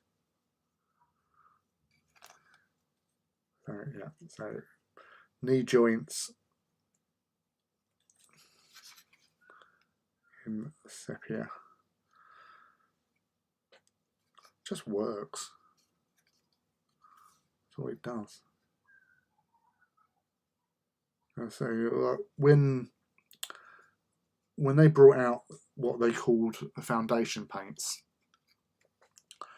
I always considered my painting improved from that day, because I don't think any of my models beforehand were of any significant, you know, decent look once painted. I'm still not the world's greatest painter, and I that's my opinion of my own work, so you can't tell me otherwise. But I can do what I do, you know, and that's it.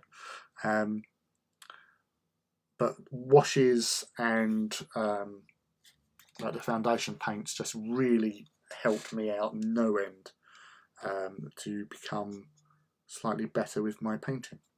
Like when I was working on my Tau, I was using Deneb stone for their armour, and I was doing my Raptors at the time, so I was using the Gretchen green for that, and then going over it in the Griffin sepia to give it the sort of look that it was the Marine had been involved in the Golgotha sector in the Badab campaign. Because if you ever look at the Badab war books from Forge World and you see the artwork, you see these like power armor that's been abused, because Golgotha was like quite a caustic environment. So their armour took a huge amount of battering through the elements, and you see this, like when you put this washed sepia over the Gretchen green, obviously washes do what they do and fill out shade and everything like that, but it really did make it look rather spectacular. Right, let's get that over there. Oh, sorry, shaking that. So you can just see how the sepia is making a bit of a different sort of colour. Oh, I haven't done that one, so I figured that don't look any different, but because I haven't done it yet. I've done the little bit at the bottom.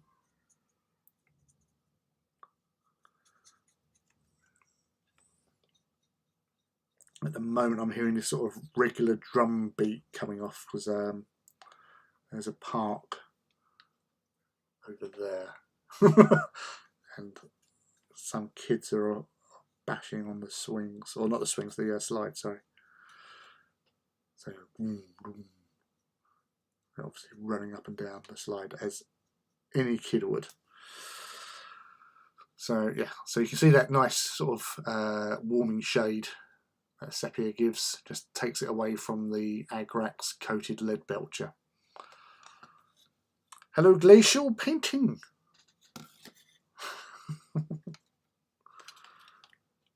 Yes. Have you picked up speed with your painting, or are you still going Slow as a glacier. Thanks for dropping in and joining us.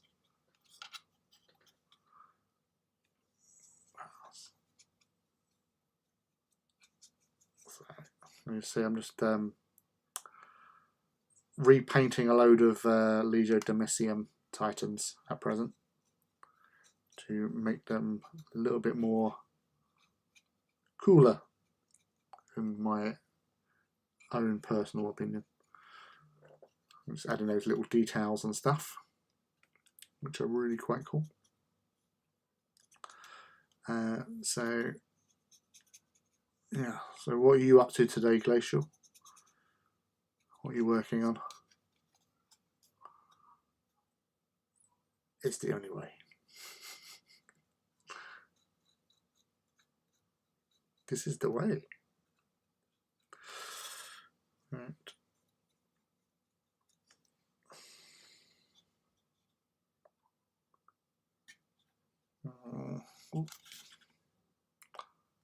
Focus.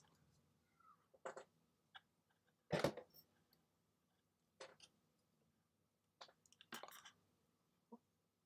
you go. So, now, people, chat, talk to me. This knee pad, I'm not 100% happy with it. Now,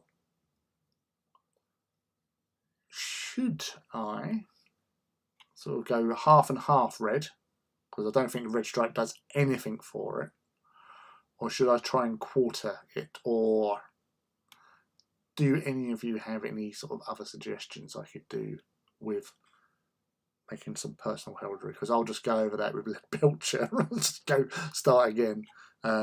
Or actually go over it with Corax and just, well, I'll go over it with something to constantly help hide the paint there. But yeah, what do people think I can do with that bloody thing? Because it's, you know, when you do something you think it's going to look really, really awesome, and you do it and it doesn't. Because yeah, I made a boo-boo. I'm proud to say, you know, that I have made a boo-boo. Quarter it. Right, okay. So quartering, he says. Okay, we're going to do this now. Sod it. He says, fortune favours the bold, and fortune has brought some Mephiston red with it. So I'm going to see what this looks like first. Yeah, I've only done, funnily enough, Glacial, I've only ever done one quartered knee pad, and I can't even remember which time it was on. It was on a Reaver. Right. So this is where having you guys here is very helpful. Now sod it, actually. Let's get rid of that paint set, because now I'm going to Tamiya tape. Get those straight lines, or protect lines.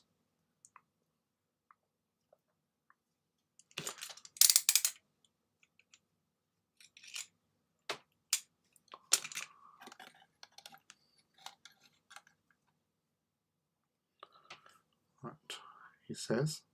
He sticks it to his fingers. Right.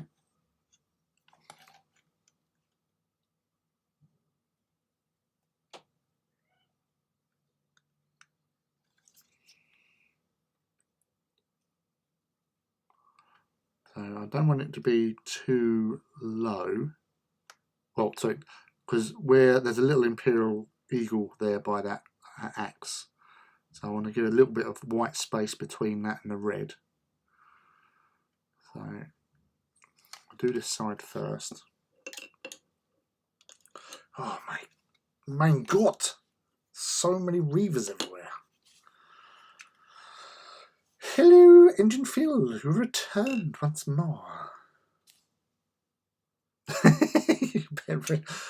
Yeah, sure, you'll be staying up to all hours if you leave it unattended. So, yeah, I'll still be here. I don't know, what was the time? Well, it's only not even 10 o'clock yet. So, yeah, obviously, put her to bed. If you want to come back in, you're always welcome. And do some hobby after you've attended to the little one. The little one.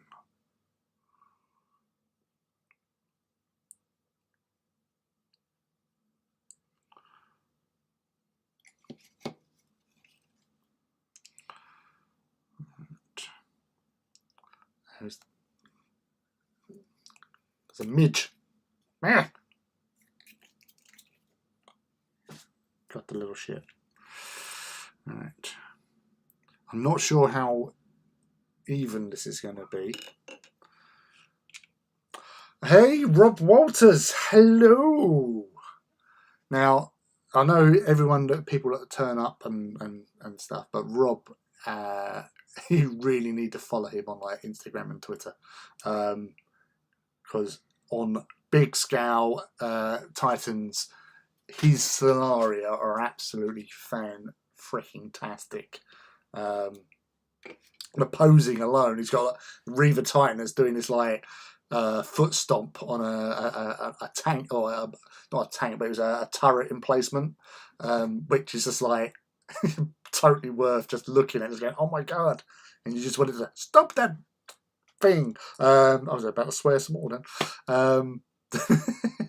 But he's got some really nicely painted warhounds as well in Solaria, and he's done some epic, well, I say epic, AT, which look epic in Solaria as well. Like this Warlord, which has got one of the sister battles, the big eagle lectern type thing on the roof. And they're all sort of doing, what was her name? Ursula Andress, sort of stepping out the sea. These like beachfront bases, which are really cool, and like these Titans are striding out the water. Totally worth looking up on Instagram and seeing his stuff. Yeah, that's the hobby, exactly. Like with every Titan I do, the first one that I make of a class is I always make it to the instructions, because then I know how to handle all the bits, and then from there I get random. I haven't gone to sort of the extremes that you have, like that foot stomp one. I know you, because you've got some people like going about it, didn't you? On some, I don't know if it was in the AT-18 or it was a Titan Owners Club. I remember somebody like being a bit negative about it. And it's like, screw you, hippie. You know, it says in books they stomp. So they've got to lift their feet up to stomp. But yeah, just make, it's your hobby, sodom. So yes, lovely looking Titans. And obviously you replicated them. So like where I go for more sort of like resting foot on felled Titan look with this guy. Come on, focusing. My autofocus is a bit non-existent really. Or it does work and then it decides not to. But yeah, so nothing is as extreme as yours. And Tom's back again.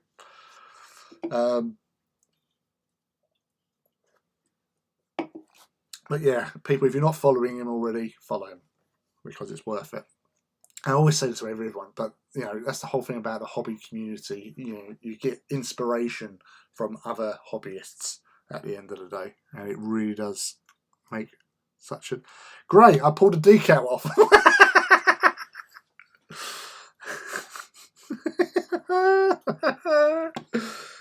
All right, well that's yeah, no problem. Right, I've got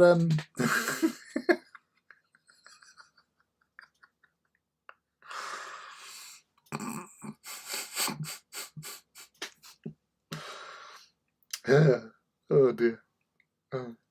Right, okay. It's going to be like that, is it? I can't believe he pulled the decal off. Sorry. I don't think he's going to show up. There it is.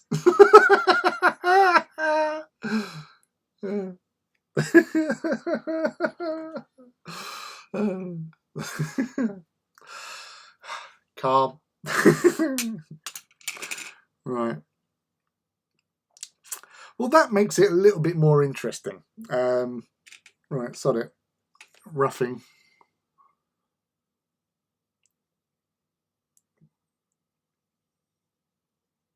I can't believe it pulled it off.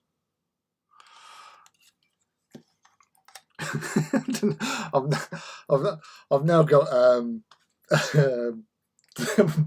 Michael Caine's voice in my head. You're only supposed to pull the bloody tape off. Oh dear, that's tickled me.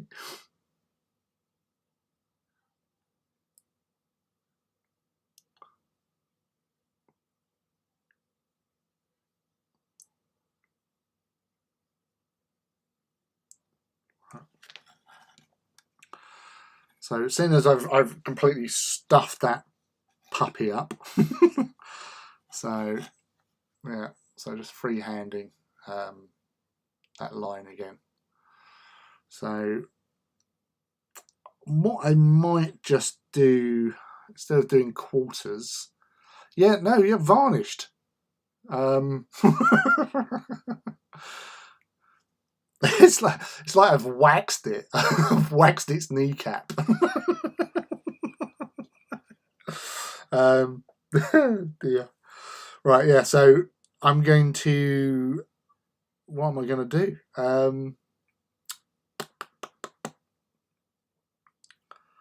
thinking just going over it.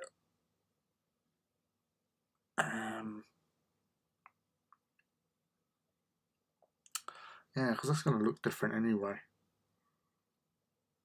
So I might just brain not working. No, Tom, I shan't put it back. It's once it's gone. If it doesn't want to be there, I don't want it there. It can jog on. Oh, that's something. All right. Okay. Change of planage. All right. Let's get some more tape and see if we can ruin this even more.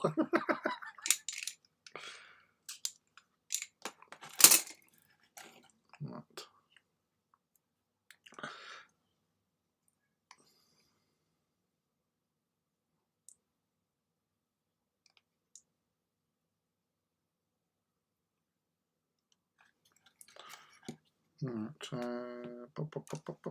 Actually, use one of my cheap brushes.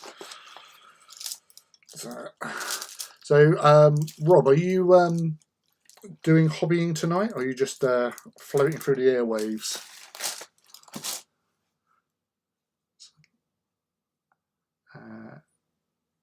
Yeah, well, yeah. I'm now thinking, right, Tony, that I want to make that. Oh, damn. Sometimes I'm on a roll of stupidity here now. Or am I? I don't know. It could be genius. Other hand, might not be. Right. So, no. Start again. Because I don't think this central red line is a bit too on the sort of fat side, if you know what I mean. You can't see it, sorry. It's a bit too wide. So I was going to put some tape down and then maybe get closer.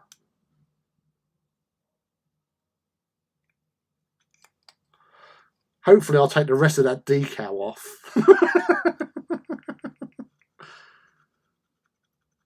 That's going to be my plan now. I'm going to try. I'm just decals. Right.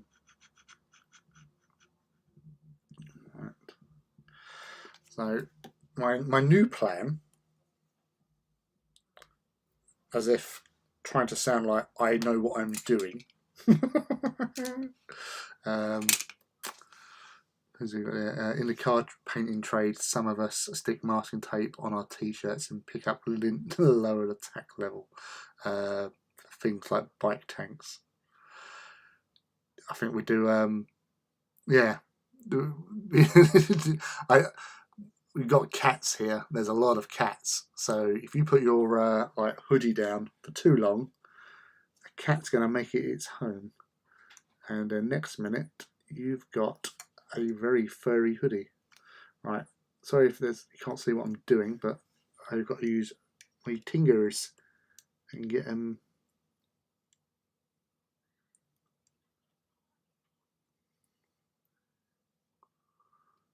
Right. Bit happier there. Spent a day building the Asterius Knight. Been in resin dust, glue fumes, and now having a break. Yeah, don't blame me, mate. When I was doing my Porphyrion, when they came out, it was just covered in stuff. You know, cutting off all the excess gates and everything. Yeah, so you do need to take a little step back every now and again. Right, plan now. That gap, that's going to be black, because that will hopefully make that red a little bit smaller. There's a lot of hope going on here. And then we'll see if any of the decals have survived. Yeah. Right.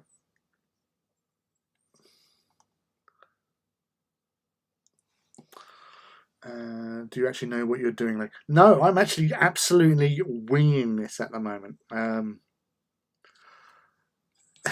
just not. See, sometimes the best broadcasts that I've done is where I've completely smudged up something. So it's how you react to situations like this, where it's what is it they say? It's like if you fall down, it's like you get back up again, sort of thing. It's not you don't stay down, you get. I don't know. I've lost it since I've waxed my Titan.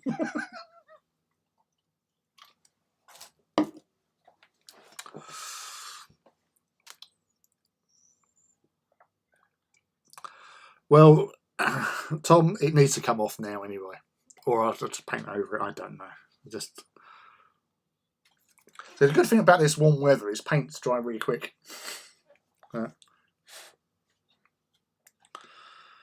I'm just hoping. Pull fast. All right. Yep. So I took the rest of it off.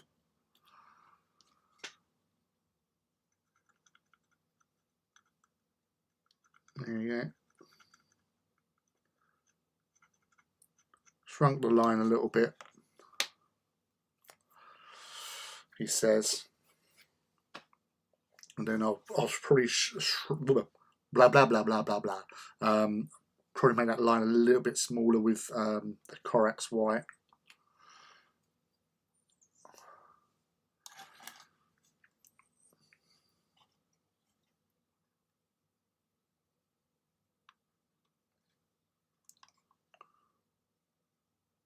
But also, I've never had that. I've never had that problem before. But you say it to everyone. No, I haven't, honestly.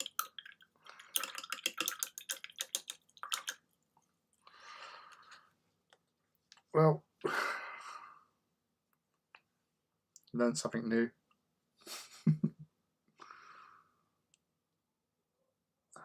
Waxing Titan.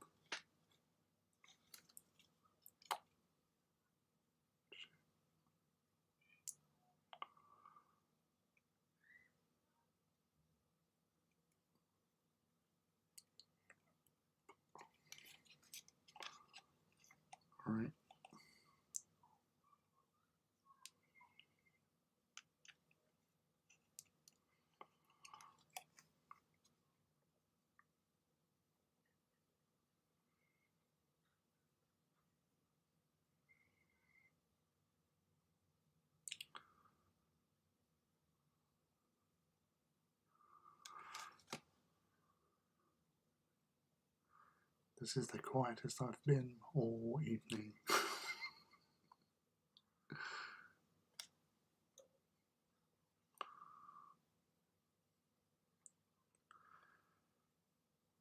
That's when you know that the concentration is real. He's actually focusing on what he's doing for once, instead of just winging it.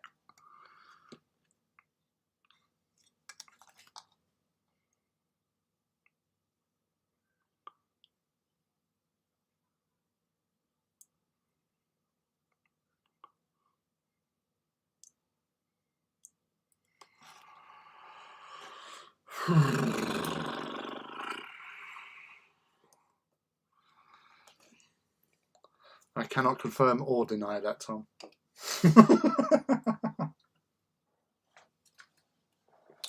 I'm the first one to have a pop at myself. No, that's wrong. Oh, looks like a guitar. I'll try not to blind you. But yes. Oh, I don't know.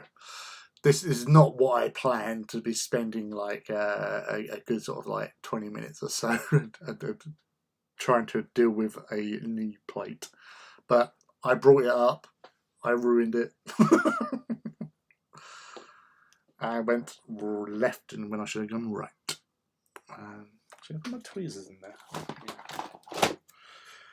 Because as I said, having cats, you get cat hair. And that's never good. Especially if you paint over it or if you varnish. But luckily, that's a fresh one. So, bloody hairs everywhere. So yeah. So I hope everyone has learned a valuable lesson. You know, don't do what I do. It's silly.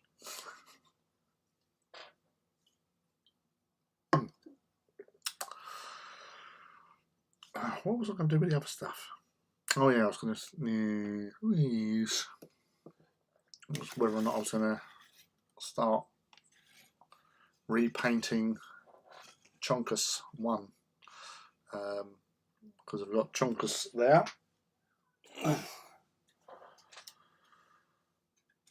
And then you got, I hope Felix don't notice that. Another Chonkus. There you go.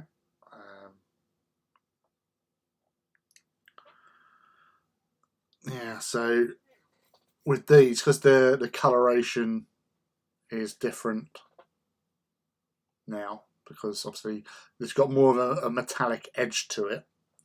I would have to be going over all this Screamer pink with Lead Belcher and then going over that with multiple coats of Magos purple. But yeah, there's so much of it. I just realised there's a Reaver one. So where's that warlord? All the weapons. Yeah, so that's one good thing about these guys, is that I do have, each one has at least one volcano cannon, if need be. Obviously, same as the Warbringer. And the Warlord does have the option to swap out APOC launchers with las blasters, so I do like to have some options. And all the little warlounds. What's a little warlounds? Obviously got a few weapons there, so Power Claw, Volcano, Sun Fury are the only options on its arm mounts for the Warlord. So one of these is to be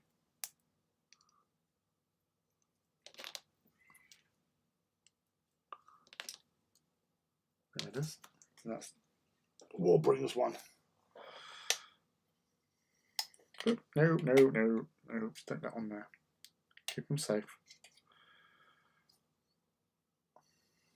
So yeah, so although I was just on one of the chat groups, hobby groups or whatever, was saying about loadouts for Warbringers, and actually I do like having twin las blasters.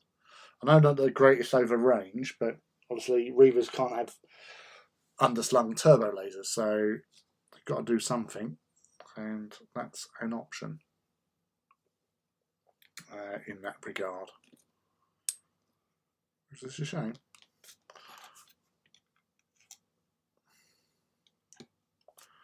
Right, so that's slightly better, he says, begrudgingly.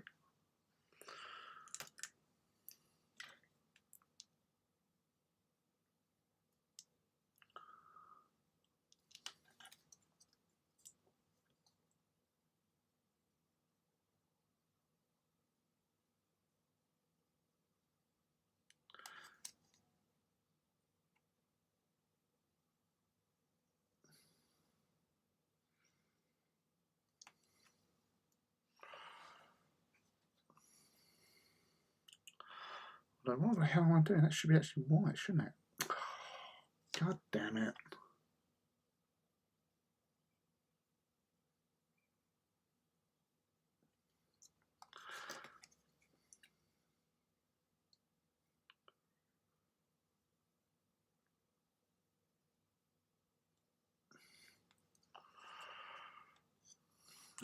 Okay, I'm getting there now. I can see where I'm going with it, so it's just getting to that point now.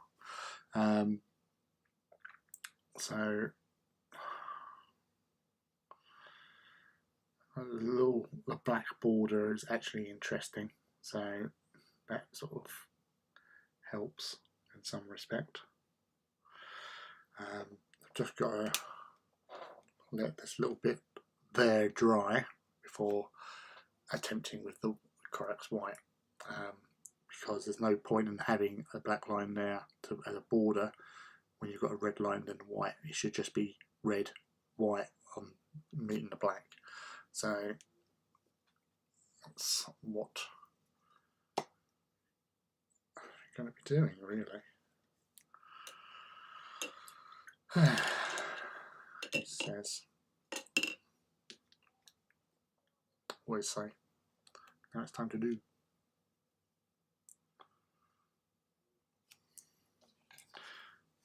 Ooh.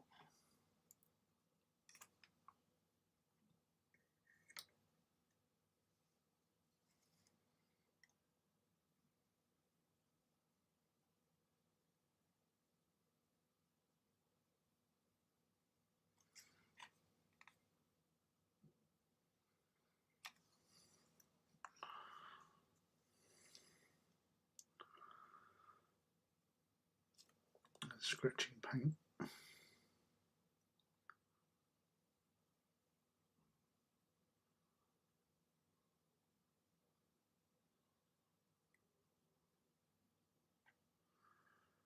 Sound of tumbleweeds. Although for a second there I just had the start to want Dead or Alive just go through my head. Opening riff and the sound of sounding like Desert Road. I'm a bit happier now with that, how it's looking. So I'm going to keep it, see, this side as it is. I'm going to put some other decals there and not remove them with tape. This side I will be going over with some of my watered down Agrats in a minute or two once that's sort of dried a little bit more. And then that way, that will help tone it down towards how that one is. Because otherwise, oh God, is that going to drive me mad? I don't know. we'll just see. We'll play it by ear, and so it's just something different. So I don't really want to go with another colour. That's the problem. White and the red. So you can have white decals in there, black decals in there. Do something different. 4 more hounds ready for priming. Awesome stuff, mate. Well done. Actually.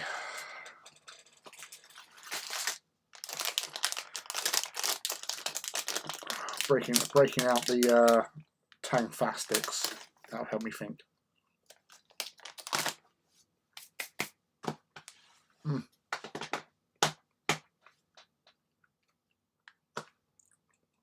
Yeah, I love sour sweets. Right,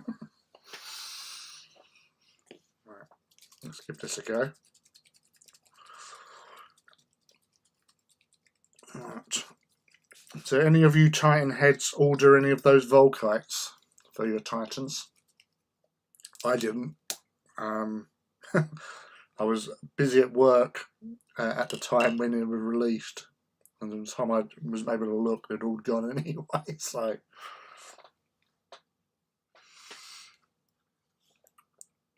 but yeah, it's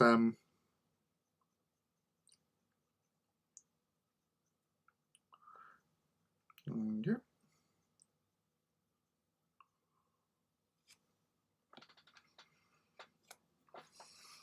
Bosh.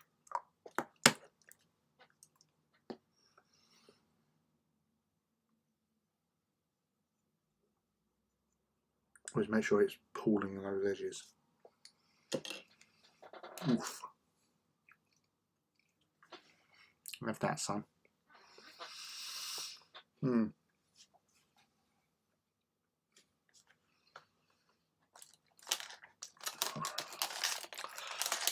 That's Tang-Fastic power, I tell you. I tell you what, I like one of those sort of family packs of Tang-Fastic once, and I'm sure that I was hallucinating and I could bend space and time to my will. And then later on, it was not very well. So, not recommended eating pack upon pack of Tang-Fastics.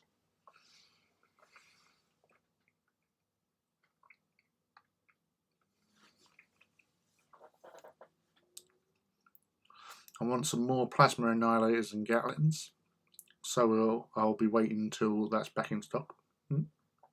I've only just bought some Mercer's Claws. Aww.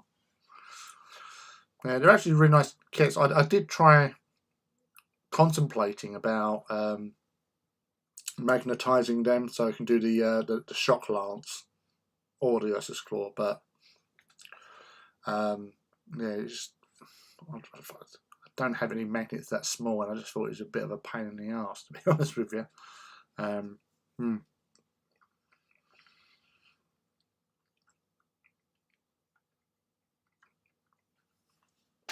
a couple of years at current rate.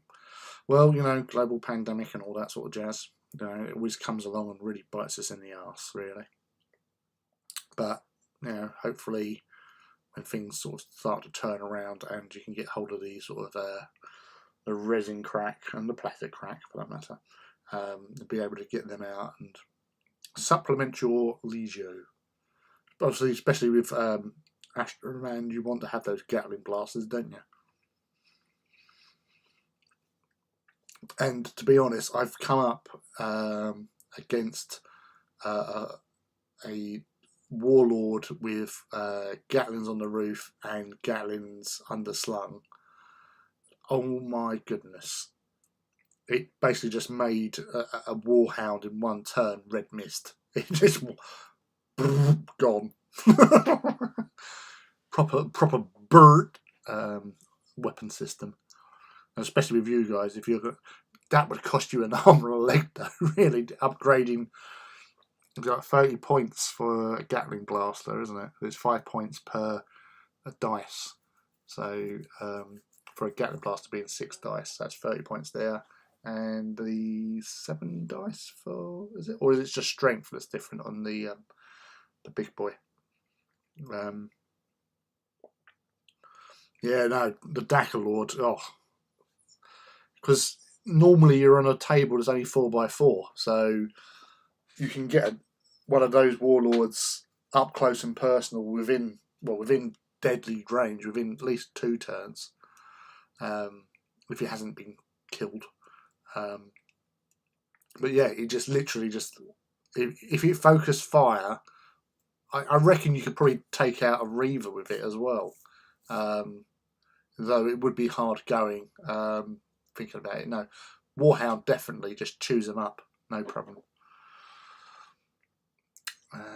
Taking a break to rest my back. Yeah, I feel you, mate. Because I've had a bit of a bad back for the last week myself, so just leaning and having a little, just tenderly caressing my lower spine just to make it feel a bit better. Now I'm going to have a Warhammer World pilgrimage soon. I'll snag some then. Cool. Yeah, again, I'm hopefully going to go up there once I hit 100 Titans. My plan was always to head on up to Warhammer World to use their facilities so I can put all my Titans out and all the Knights out. Hopefully, if I speak to the right people, I can get like one of the big scenic tables they had, because at the moment they're obviously smaller balls to get more people in there, but they might, if I ask nicely and batter my eyelids a little bit, they might just let me go in and play. Be fun. And I say I've been holding back because to get them all out, really. And it's obviously a long drive, so obviously I need to get my back sorted out before undertaking such a long journey. Because from the darkest parts of Essex where I am, it's going to be at least sort of almost 3 hours. That's going like non-stop. But yeah, you need to be in the sort of the good back zone for that, because driving recently for an hour, it's not a good way to start your day, having a sore back when you get out of the car at the other end.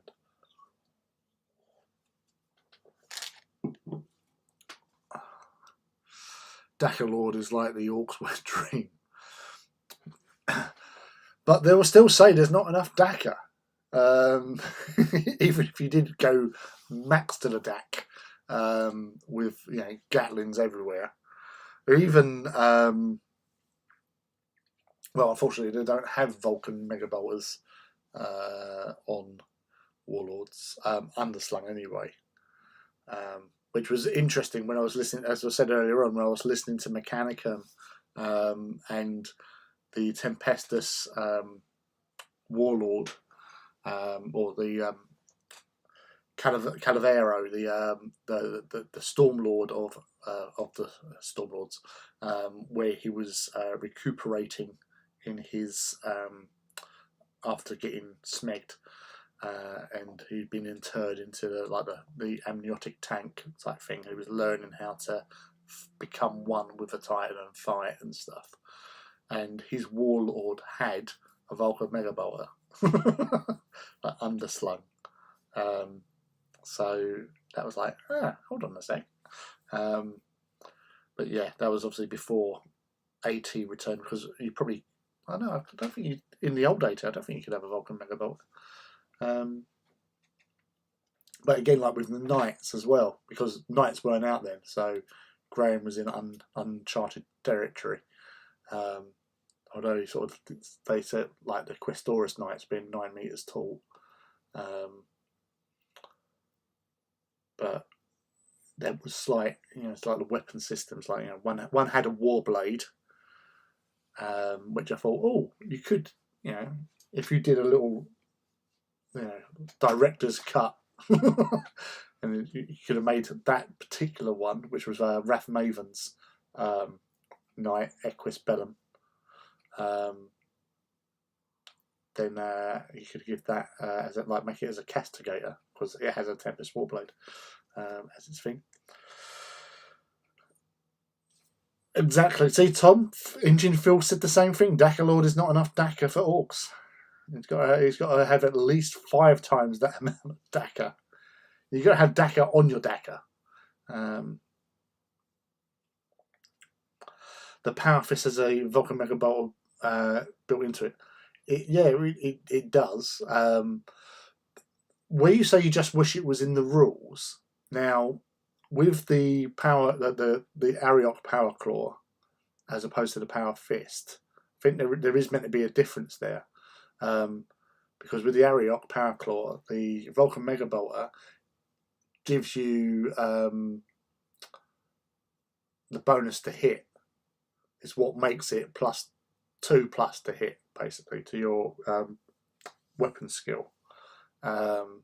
Because the way they describe it is basically as the claw's going in to gut something, the Vulcan Mega Bolter is firing at the same time to mess up those internals and pumping in explosive rounds into the body. And then that's where it confers that sort of extra to hit dice, basically, on the ability to +2 to hit. Is because of the Vulcan Mega Bolter. But I know some people do like house rules where they use the Vulcan Mega Bolter as a weapon. But yeah, I don't know. I like that the way they explain it, saying that he gave you a bonus. I prefer having the bonus to hit, because obviously warlords aren't the greatest in close combat. But so having them with a power Ariok Power Claw with the Vulcan Mega Bolt to give you the bonus, it's much better. I want a Dakka Lord. Might have to convert the Gatlings on top of my 20. Well, that's what I did with my original AT stuff. I just got the Reaver Gatlings and then stuck them upside down. So my first sort of editions, obviously I've bought them now for a couple of my Titans. Legios have the Ignarm definitely do. I think I might put the other ones in scenario. It's terrible when you can't remember. When you've got like so many Titans, you just can't remember what their loadouts are. It's terrible. Anywho, so as you can see here, that's not too shabby now. Though,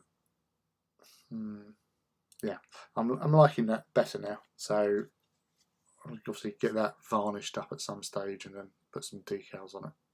But that's sort of tidier than it was, and I like the look of it better now. Right, where's my Agrax? Bring me my Agrax. Now, another thing that some people don't like, but I don't mind, is going around these little studs with Agrax to help them stand out a little bit more.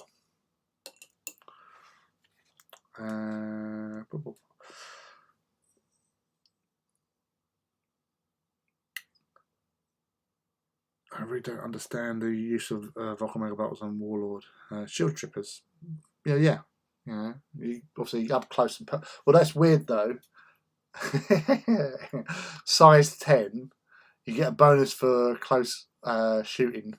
Like, was it up to 8 inches is +1, but it's carapace mounted, so you can't actually shoot any smaller Titans with it.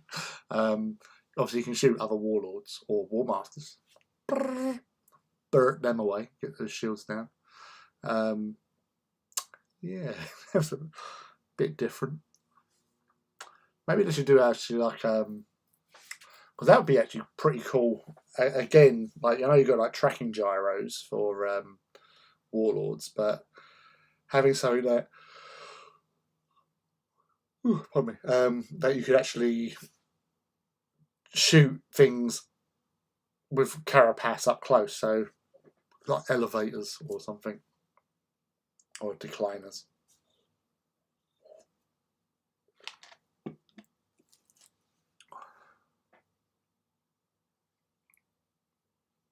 Yeah, no, exactly.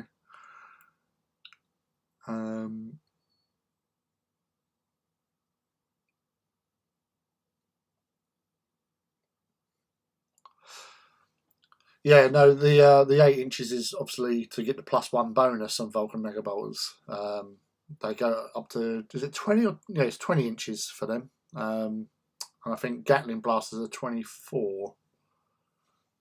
I haven't got a book with me, so I can't tell you for sure, unfortunately.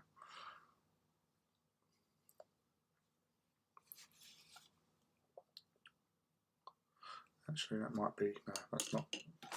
That's not good. Let's find a good brush, he says. So probably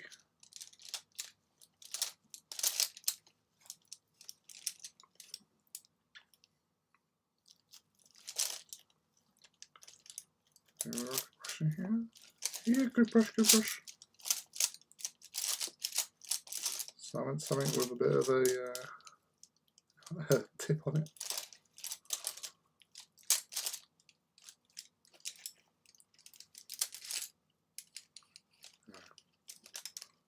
There you are. GW brush, of all things.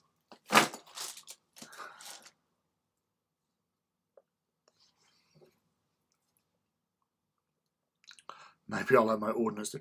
There's nothing wrong with Gatlings. Gatlings are really tasty weapons to have, shoulder mounted or underslung, for Reavers or Warbringers or anything that can really carry them, really. New war gear, knee slippers. Yeah, hell, why not?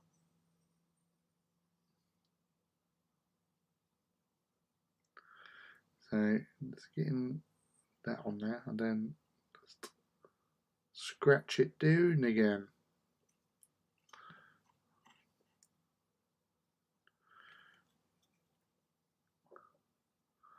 You can get all these little bits.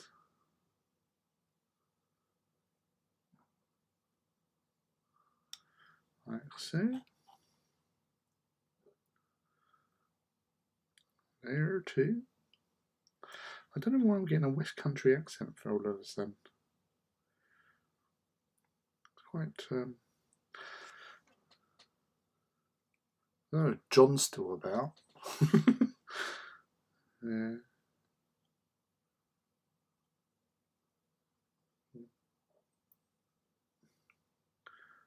So many little studs.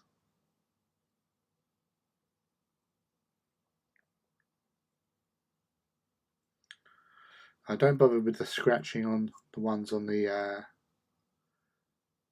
lower foot there, like the ankle bits, but on the actual greaves, definitely.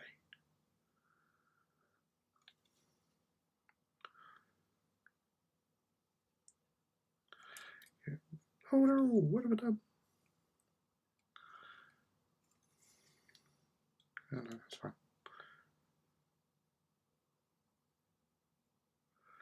Get that one there.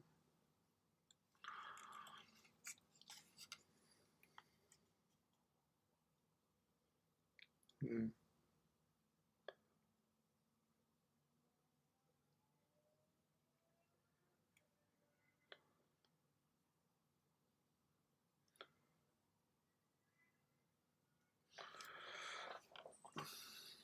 Do enjoy doing this. And I say it's not sort of like guilty pleasure. Let's see.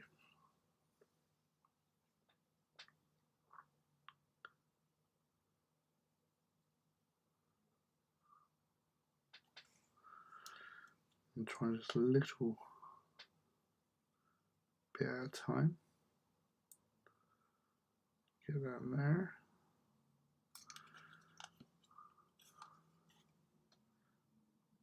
nice to make them sort of stand out a little bit more. But with just can't go wrong with Agrax.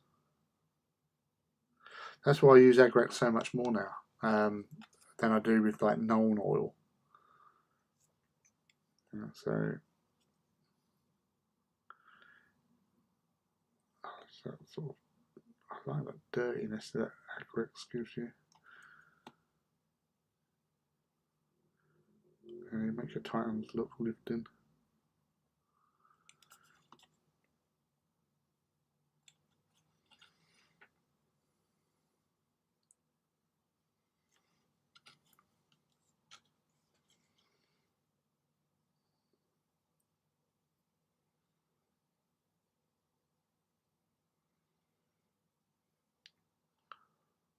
Little bits on the side here.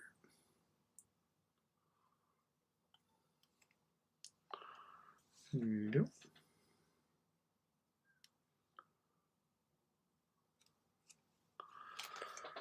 Right.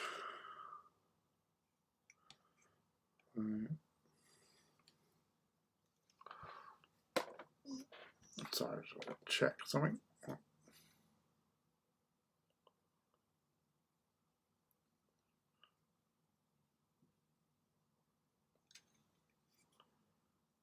Making sure that I get the little scratchy bits. Yeah, no, exactly, Rob. So you just sometimes less is more. Depends on what sort of scheme you're going with, isn't it? Really. But yeah, I do like just doing those little bits where it sort of it looks like it's running off. Rusty, greasy, liquid build-up from around these parts, because you would normally get that happening in most sort of tanks or vehicles, sort of thing, where you get that little runoff on the sort of bolt parts.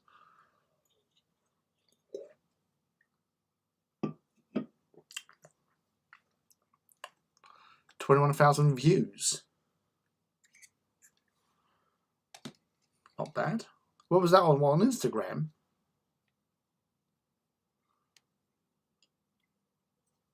Or did you put a video up or something? No, I'm interested. Engine Phil did what?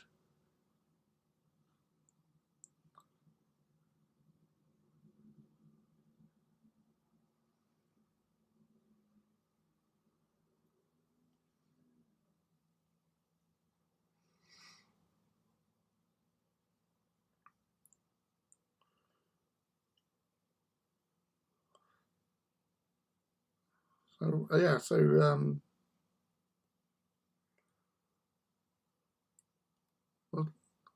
on Twitter. All right.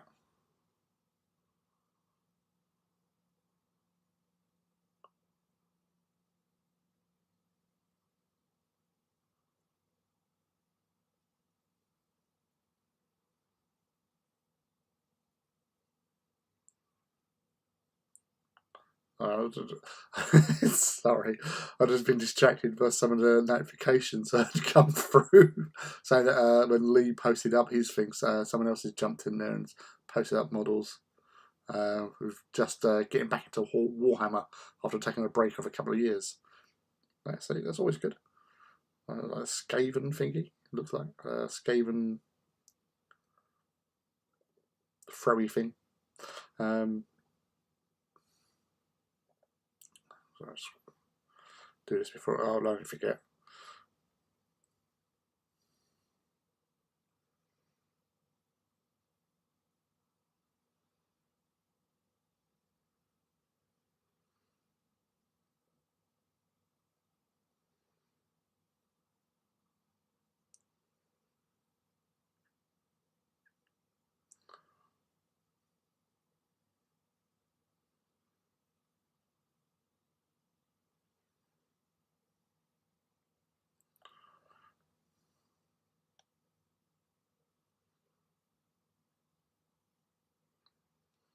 Not, what's that? Indian food. That's what I'm looking for. Phil. Where's Phil? Oh, Neil Gaiman. How dare you?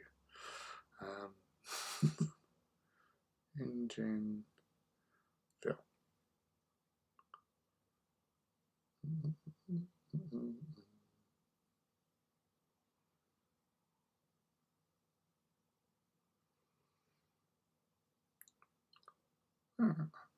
How did you find out how many views you get on stuff? Is it something you can look up on Twitter? Because I don't know.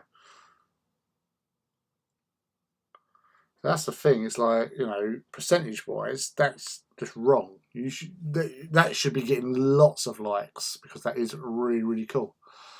But as I say, I know you don't really twit that much, but that's a good start though, mate. That's more than what you got on the Instagram. So it's really weird. Like when I've posted up stuff, like I'll post up on like AT on Facebook, obviously, for those who don't know. I'll post up on Twitter and I'll post up on Instagram. Instagram, I find you get generally, if you get the tags, or you can get up to like 30 tags, that can actually help out quite a lot, getting yourself out there and seen. And it's just a consistency, just, you know, posting stuff. You'll be showing up more. Like over the last few days, I posted on Instagram on Tuesday, and yeah, basically everything sort of dried up, really. So and like I had a couple of notifications. I haven't really posted much else on at all.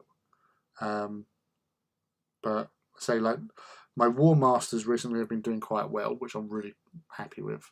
And I think the latest one, the Mesium Warbringer, might actually become one of my highest ones. But it's taken me, or Instagram I've been on constantly for the last few years. And it's taken me a long time to get to where I am. Jeez, oh, that was close. But yeah, it's like again with Twitter as well. Like I've only been on Twitter for a year and doing okay. Again, I'm not. You know, I'll post up what I do. I don't try not to make a big song and dance about things. I just share my hobby. You know, I like to get likes. Everyone likes to get likes, but you know, you've got to take what you get. And so it's people that post up quite a lot and consistently, you get that steady increase of sort of followers and people, and it's always say it's all down to putting the tags in as well. You've got to tag it and build it up from there.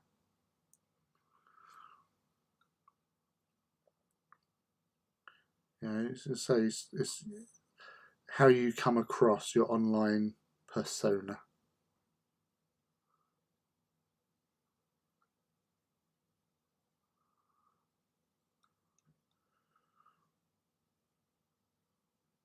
That's steady going, mate. 5 followers a week. You know, it's not something to be sniffed at, really. It's called a drop test. Every model must be able to survive that. I drop most models.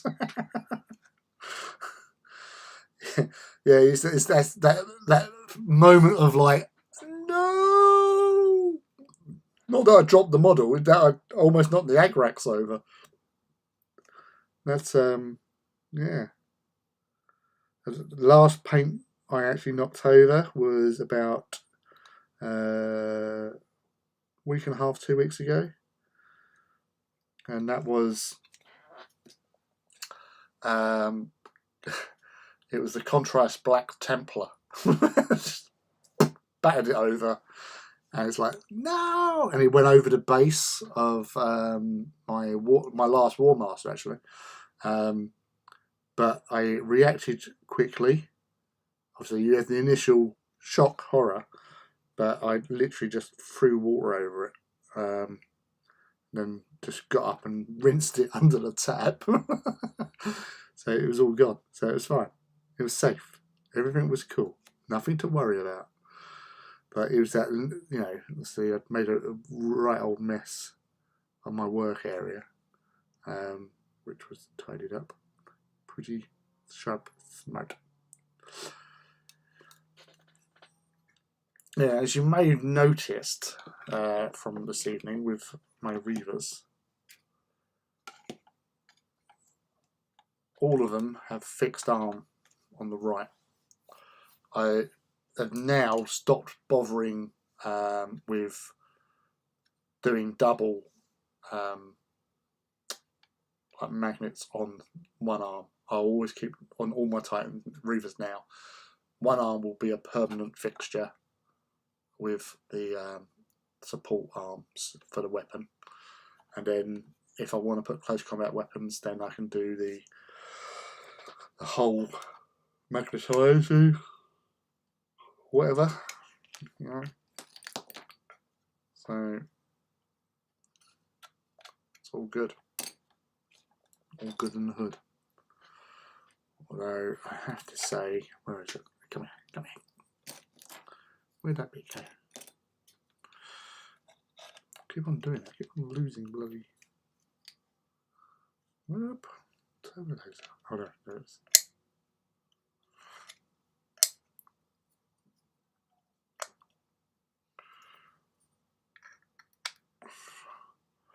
Favorite configuration for Reaver.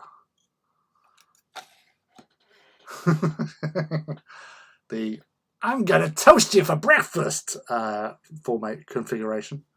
Yeah, I just love melter guns and melter cannons and rooftop turbos. Yeah, just like come and get it. I'm gonna serve up some fried Titan. Oh, he just knocks that over, knocks over the aggro exit, and the world ends. Because that's the way it always happens. Right. So that's the last one to do, I think. Yep, so those two are done.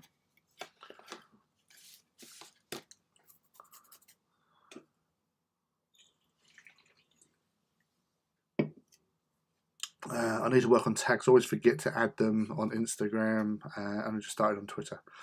Yeah, what I do, Rob and Phil, I'll post up something on Twitter first, get a little spiel, put in my normal tags that I always put on everything nowadays is obviously Warhammer Community, Adeptus Titanicus, and then I do Warmongers, War Maidens, War Anthem, and War Wardens. So they're the only ones I generally do on Twitter.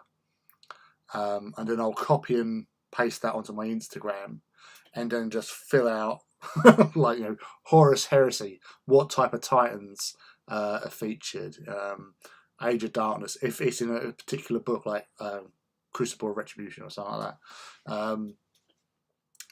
Painting Warhammer, painting Forge World, painting miniatures. Yeah, just cramming it, because on Instagram you can get up to 30.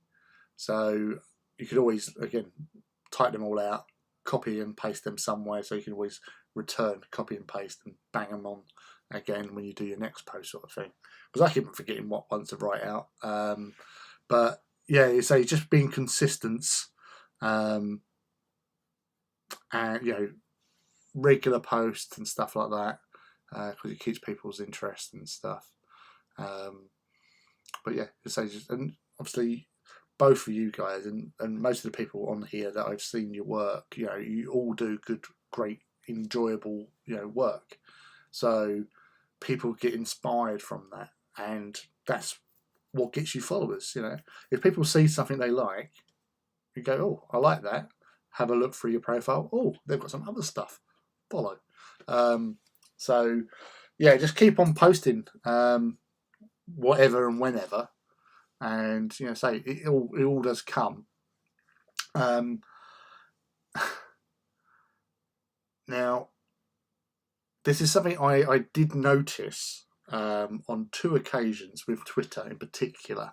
Not so much with Instagram, because I didn't really do anything on Instagram. Instagram I keep pretty much solo, separate. I don't even sort of like link it to like Facebook or anything like that. But on Twitter, people do like a good moan. So I had probably my only 2 moans I've ever had on Twitter was one last year when someone was sort of said something negative about a paint scheme that I did, and was being a little bit well, a lot of people felt it was being a little bit elitist over airbrushes sort of thing, because with my painting I do 95% of it is through brush. I have done airbrush on certain things, like when I'm doing stencils I'll do airbrush, but when I'm doing a paint scheme I'm always working on the basis that most of the hobby community are only using brush and pot paint, and it annoyed me because somebody else had posted a link which had one of my paint tutorials in there, and they were being a bit negative about it. It just sort of like, I felt, well, I'm just putting how I paint something, and you're having a little bit of a dig at it, sort of thing. So I had a moan at it, and I got a nice bit of support from people, and like others joined in and all that sort of thing. And it was quite a nice little bit of like feedback, how everyone was saying like, you don't have to do this. Certain paint schemes are better than others, but obviously you work with what you work with, and whatever you're happy with and all that sort of stuff. So it was quite a nice sort of response. But from my little moan, I did get a few more followers, because other people were sort of like coming to my defence, I suppose, because I'm not an arsey guy, I don't think. Bit of a wind up, but to people, especially Phil and his dog. Damn him. That Ted. But yeah, it's really weird, like with Twitter, because technically Twitter is like a game, because it is a popularity contest.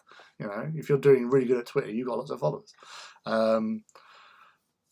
But I just do my hobby. I just do my hobby, stick it up there, and I've been lucky to have gotten a few people along the way. And it's the same with everyone. You keep on doing it. I know guys that they may not be the greatest of painters. You've got the higher echelon sort of thing, like Electric Eve, Damon Rich, and a load of other people who are really, really great painters, sort of thing, and they deservedly get the followers and all that sort of stuff.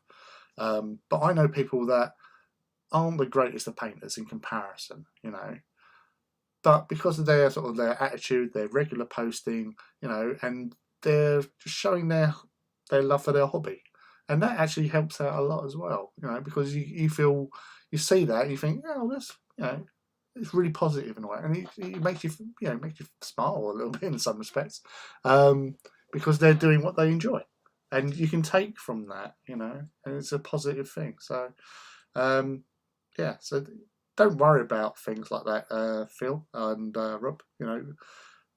Your work will generate more sort of love for your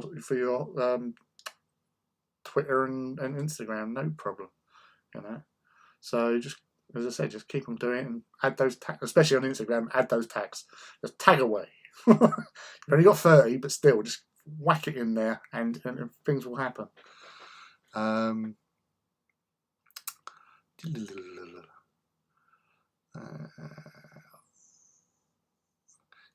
say I always, I always say, like, when someone comments on anything, I always reply thanks and all that sort of thing. It's just, they've taken the time out to say a comment. You take the time to say thanks. mix it up a bit. Cheers, and like, thank you. Oh, thank you, Miss Hanley. But it's still heartfelt, and it's just nice that they see that you've responded to their response. So it's good. Dropped my big Porphyrion last week, and you. What are we going to do with you, Phil? Honestly, I just don't know. Probably have to murder you or something. Feed you to Ted.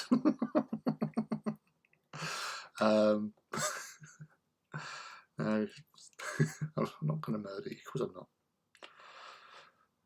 I'll do something else.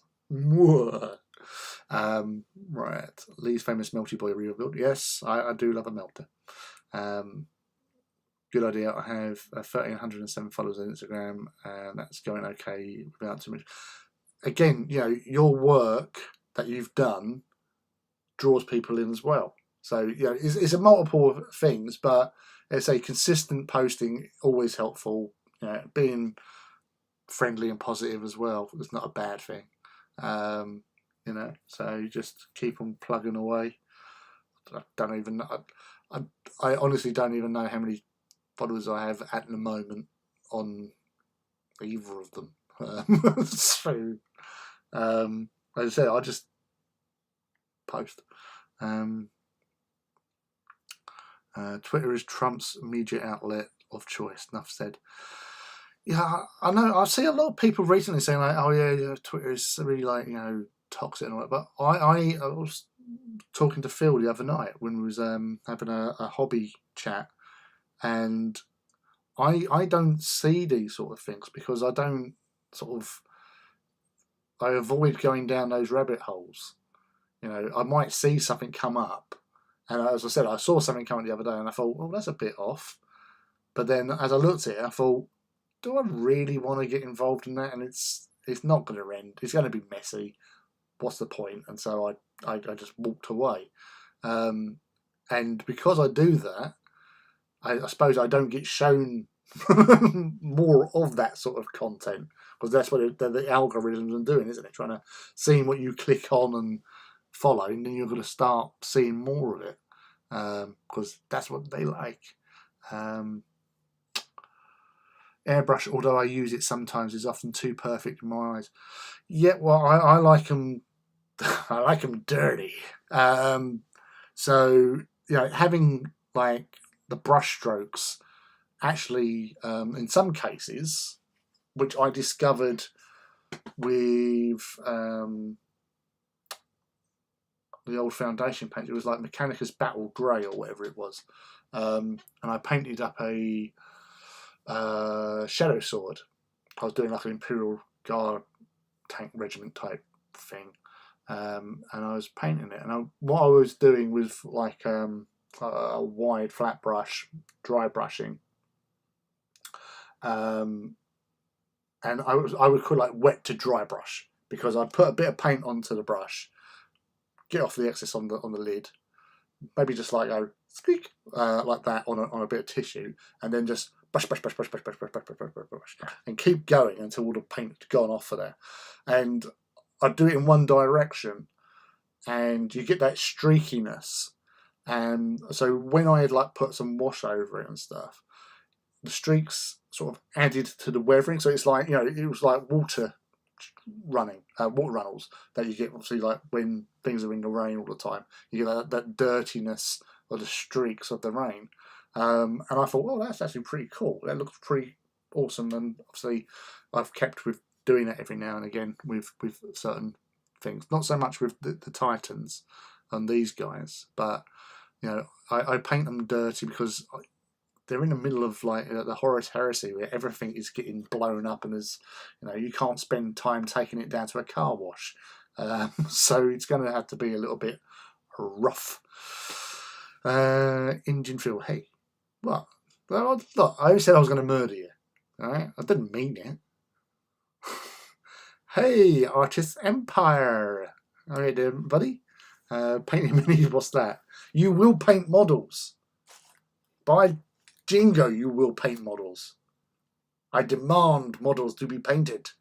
You're painting everyone else's model. Paint your own and then do a paint over. I dare you. I started TikTok and I've got a few followers on there and things. I just like doing it, and people want to see if they will, and if they like it, they like it. If not, I will. That's exactly right, Tony. You just gotta do it. You know, if you don't do it, then you can't do anything really. But yeah, just keep on going, mate. That's all you can do. Titan is looking good. Yeah, well, you say Titan, Scott, but tonight I've been painting 3 Titans. So it's only been doing like what you do when you disappear after a live stream. I started some of these the other day. I completely cocked up on this guy where I sort of waxed its kneecap and removed some decals. It was hilarious. Should have been there. It was about 40 minutes ago.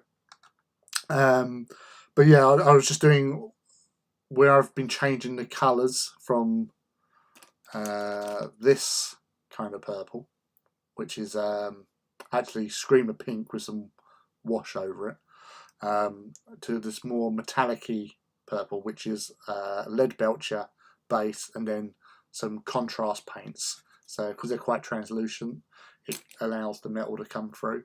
So, and I actually like it more like that. So I'm repainting my entire Legio Domitium Legio, because that's the kind of guy I am. Are you doing any streaming tonight, mate, or you just chilling tonight? You're a busy man. Oh, and by the way, Scott, Rob Walters and Engine Phil, you need to follow them if you want some more awesome Titans for paint over opportunities. Follow those 2 guys, because they've got some epic level paint Titans with some nice angles, which I know you're appreciative of angles. They might not be on white background though, so that might stand against them. But if you check out Rob's Legio Solaria Titans, which they're doing a Ursula Andress out of Dr. No, striding out of the sea on these bases he's got for them, and they're the big scale Titans as well, with really interesting poses. You'll love some of them, so definitely check him out. See, he loves a Titan, does Scott. He got the Titan fever.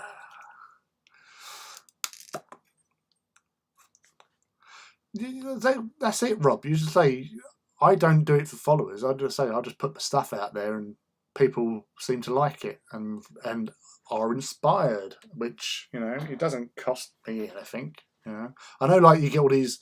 That's why I like doing like the YouTube thing. Because you know, it's simple, straightforward, and I'm not the most technically gifted person when it comes to electronics, as Phil will attest, because he's my my fixer of computers. So I just basically just do it, you know, hang out, chill out with you guys, do some hobby and some paints, and, you know, chat stuff. You know, mostly Titans or Dune. So Crimson was here earlier on as well, but there was no mentioning of Dune when he turned up. It was purely self-inflicted that I added the Dune to conversations because of something that was on Twitter earlier on about pronunciations of, was it lays guns or las guns or las guns.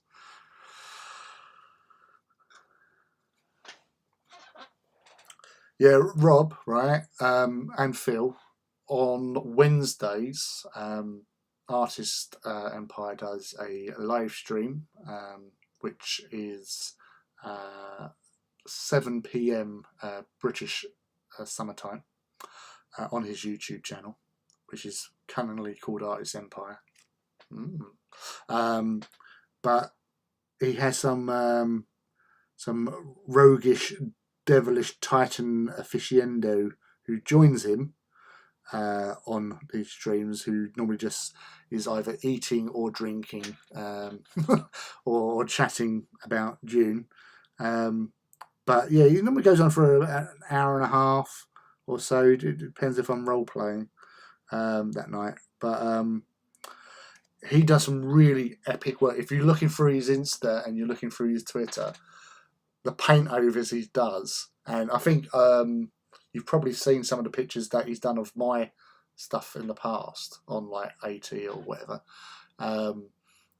Yeah, and so every Wednesday, well, every Tuesday he'll put a post out, or I'll like retweet it as well, where you can submit a model. Say ideally on a white background, and don't do a face on, just straightforward face on like that. You want to get some like interesting angles. Cameras like going low to high, or from an interesting side or anything like that, because it does sort of help to tell a story. And it's Artist Empire, he loves that sort of shit. He just goes, oh, and it inspires him, and then he will if you submit it, he might just go, that's cool, I want to do that. I'm sorry, I'm helping people out here, Artist Scott. I'm sorry, I can't help myself. But I reckon you would get some epic level paint overs with some of their stuff if they submitted. So out my hands now. I'm trying to help.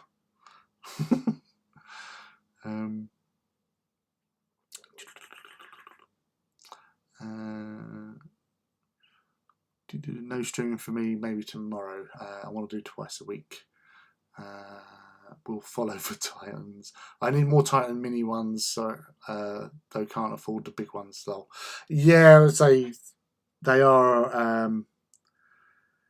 something you need to sort of, if you're going to go big, you got to start ferreting that money and pulling it away and saving up for them. They are lovely to have, but it's so getting them, and once you've got them, it's storing them. So mine actually live like Phil's got these little sort of display cabinets that is his hobby room at home. My Titans live in boxes at the forge.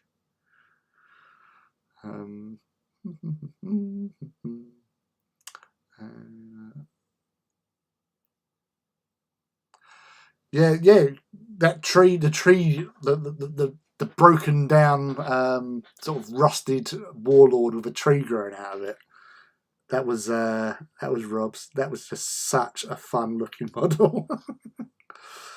So I jokingly last year I was having a Twitter chat with a few people, and I did sort of say about, I might do a Reaver Titan climbing a tower block with like 2 power claws, like one holding on, the other one like swatting a Aeronautica Imperialis plane out the air sort of thing. And I'm still considering it, and I do have Titans to do it, but I'm scared. I'm scared of doing it. And see, followed them already. See, see, I told you, Scott. I told you. I don't. I give you the good shit. I point you in that right direction, especially when it's Titans. Actually, Scott, do you know those American sweets I was eating the other week? Haribo Tang Fastics. Blow those warheads things out of water. Delicious.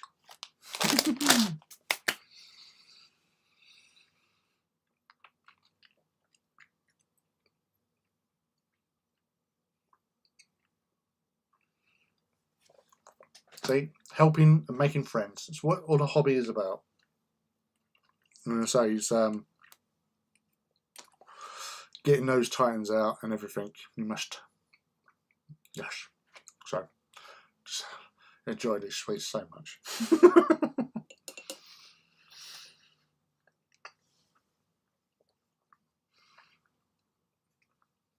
I lost the ability to speak.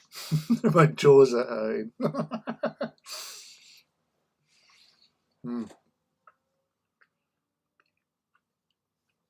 I really shouldn't put two in at once because obviously I'll just lose the ability to actually talk. But yeah.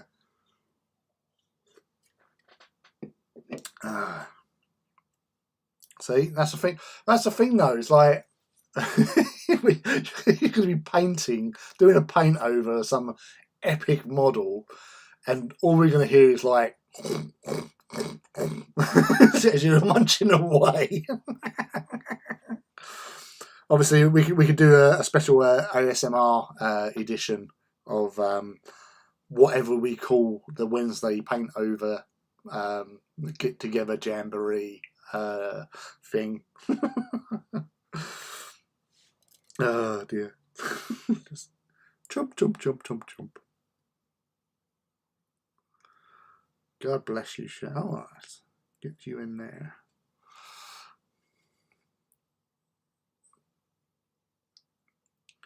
You'll love Agrax. Agrax is my spirit animal. Alright.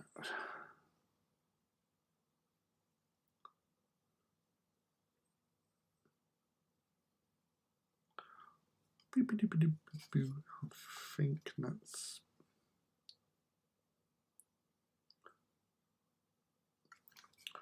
get that better now.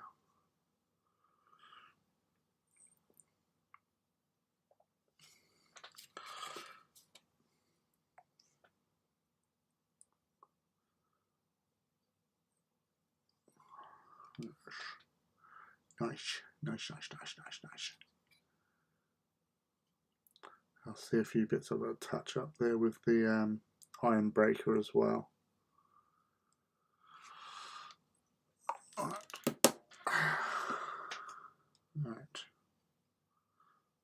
That's that. So give that a clean. Get the paint. Plumbing. Windy pops. Get some snacks for next week, yeah. I'll stock up and get some food on me. So I was really got to try and perfect my what I'm going to eat. See, rushing home to get home, get changed, get ready for the stream. I keep on thinking to myself, like, if I take something to work with me and have something like a microwavable meal, that would just like see me through. That's fine. I might have to just do that actually. That'll probably be the easiest thing because I'm always getting like sort of not stress, but you know, I'm always like looking at the time, if you know what I mean. So yeah, it's like the other night, sitting on a live stream on eating beef stew and dumplings. It's like you're talking, I'm just going.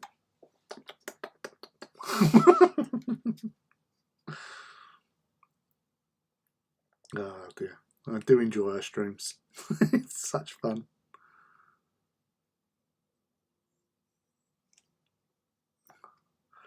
You get some more June news and stuff at some point as we get further into the year and nearer to release date of the Denis Villeneuve edition of June.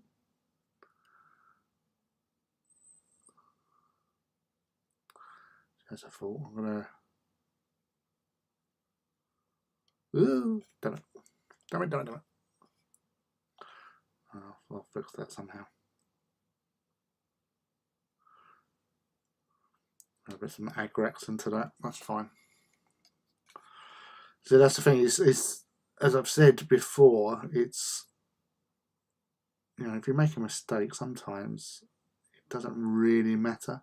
And that's why I'm happier doing the down and dirty look of sort of Battle Titans. Just, you know, dress uniform effect power armor is not really a thing in my book. You know, you wear this power armor to go out and kick the crap out of Xenos races and Chaos and what have you, and other nefarious dudes.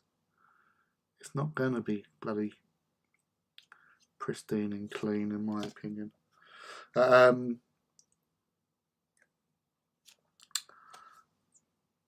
Yeah, I was trying to just think of something. I think somebody replied to a question asking about the difference between like the armors of the Heresy and 40k, and it was something along the lines that obviously the armor in Heresy was a practical thing, and like they had the ability to make it a lot easier than they did after the Heresy. But it was, you know, it's how people viewed it. You know, it was viewed as almost like a sacred relic afterwards, whereas beforehand it was considered as a tool. So your viewpoints change in the different eras to how you sort of see what you've got in your hands. Wish I could actually remember the actual terminology of the quote now that the guy said, but it was like really profound. It's one of those things you just go, yeah, I never really thought of it like that, and you know, your life is better for it. Right, yeah. So this knee pad on this dude, I'm going to do checker decals on you.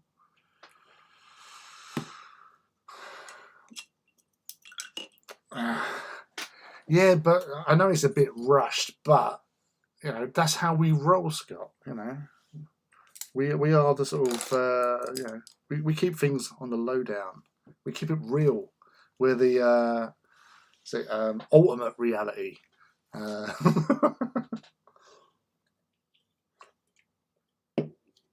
know, but yeah, no. So we always have fun, and that's what it's all about.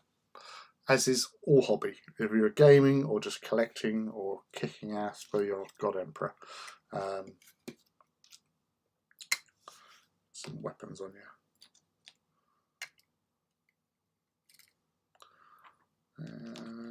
You can have that.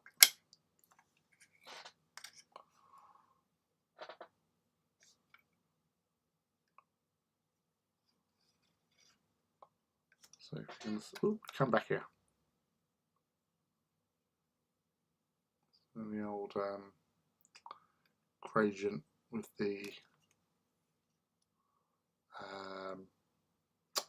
yeah, because I want the weapons to look slightly different from the superstructure, I always go over them with sepia on the part, so it just stands out, looks a little bit more sort of a different alloy used in the construction of the actual weapon, keeping the plates the same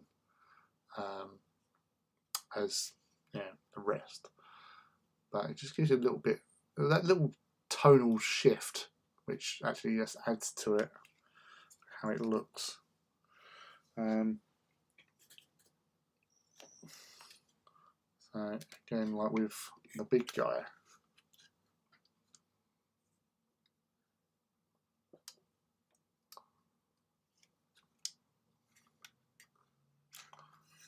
so that's the checker plate there. Stop. Yeah. So much better.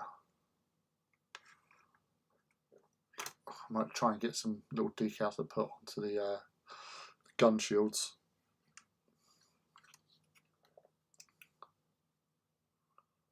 I did like that one.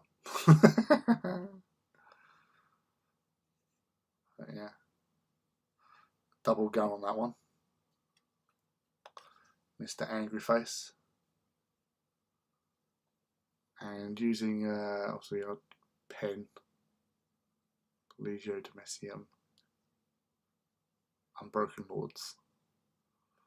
And it's got one of the like 0.3 nib sort of marker, which I picked up from Hobbycraft, so that helped to do that. Because trying to do that with a brush would have been like no bloody way. It would have been nigh impossible. And that was the Nazgul, or one of the contrast golds, not the Iandian gold, but the neck drag, or it was an orc name. I don't think I've got it with me. But yeah, so I just put it on there just to make it stand out from the superstructure. So the metallic-y look, and the dirty white. I like striding through the building.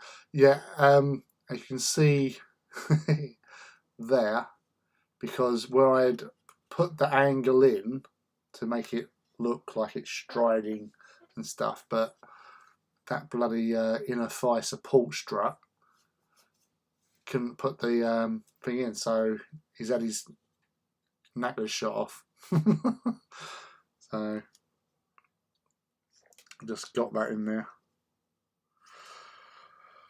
Yeah, as I say, like when you have people like with the War Master, it's such a great kit to work with. It's nice and big and chunky. It's one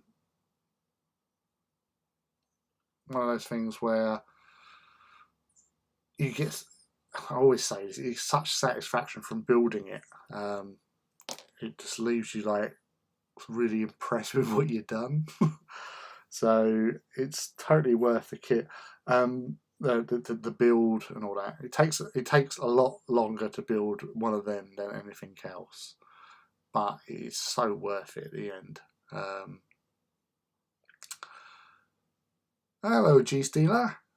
Welcome again. Thank you for dropping by and saying hi to us all. So badass. They are. I know they're only like stuck with the same weapon systems and stuff, but that suzerain plasma destructor is just like, it just kills. You know, I was watching the latest battle report that Tabletop Standard did, and yeah, it's just like just take things out, just melt them. Ooh, sexy! Look up and swing. Yeah, no, with that War Master, Rob, the War Master kit. You know, to get the head options and there being full head options, it's just so cool. You know, because normally you just like with the Reaver, you've got the Reaver Beta, as I call it. You've got 3 head options, but you can only have 1 head, and then you've got to mix the faceplate sort of thing. And yeah, I know like you've got limited space in boxes and stuff like that, and sometimes they don't include it. But I say you've got all the weapon systems for the shoulders. That's good. 3 head options. That's awesome. And then you've got also like the turrets on the top, where you've got, you know, 4 of each. So if you wanted to magnetize, you can magnetize. Well, I haven't bothered magnetizing, seeing as they don't have any effect on the game. So like with that one, I just went with the 4 mortars on that, whereas my other ones, I think I went AA at the rear, and then mortars at the front for the Fire Wasp one, and probably the same for the Solaria one. So again, when I do Kratos one, that's going to go definitely the mortars again, because it's typical God Breakers, really. Just go around and just, yeah, we're just already shooting you with the suzerain and that, and las cannons and battle cannons and shoulder mounted doom, and just doing it from there and just unleashing all hell. As I say, that I still prefer. Hold on, just realised one of the actual things for that. So the melters, I love the melters on here. Such a cool little weapon. So that being involved in the kit and the missile pods, because these are Warhound grade weaponry. Ergo, Warhounds should have melters and missile pods. So, a possible future Forge World release, perhaps, where you get them as options. That would be cool. I mean, a Warhound with missiles. Be like the Timberwolf from BattleTech. LRM-20s. Hey Lee, welcome back, dude. Great to have you back. Tom, off to watch some old flicks with the missus. Great to see you muddle about, my bro. Thank you very much, Tom. Always welcome. Thank you for for humouring me when I waxed my Titan. I'll see you again soon.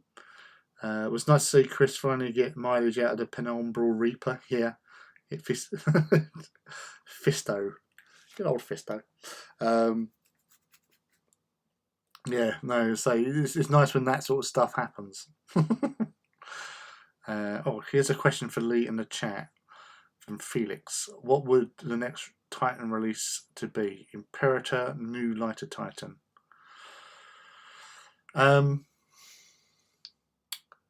Right. I don't think it'll be an Imperator, because they've just brought out the War Master, and normally with their sort of business practice, because obviously people would like to have a Imperator model, but they've just brought out a big one, so I reckon they would want to get more mileage out of that kit before bringing out another large Titan, because obviously there's a lot of work goes into War Masters, like the design and the build and all that sort of stuff, and then obviously machining all the parts for the molds.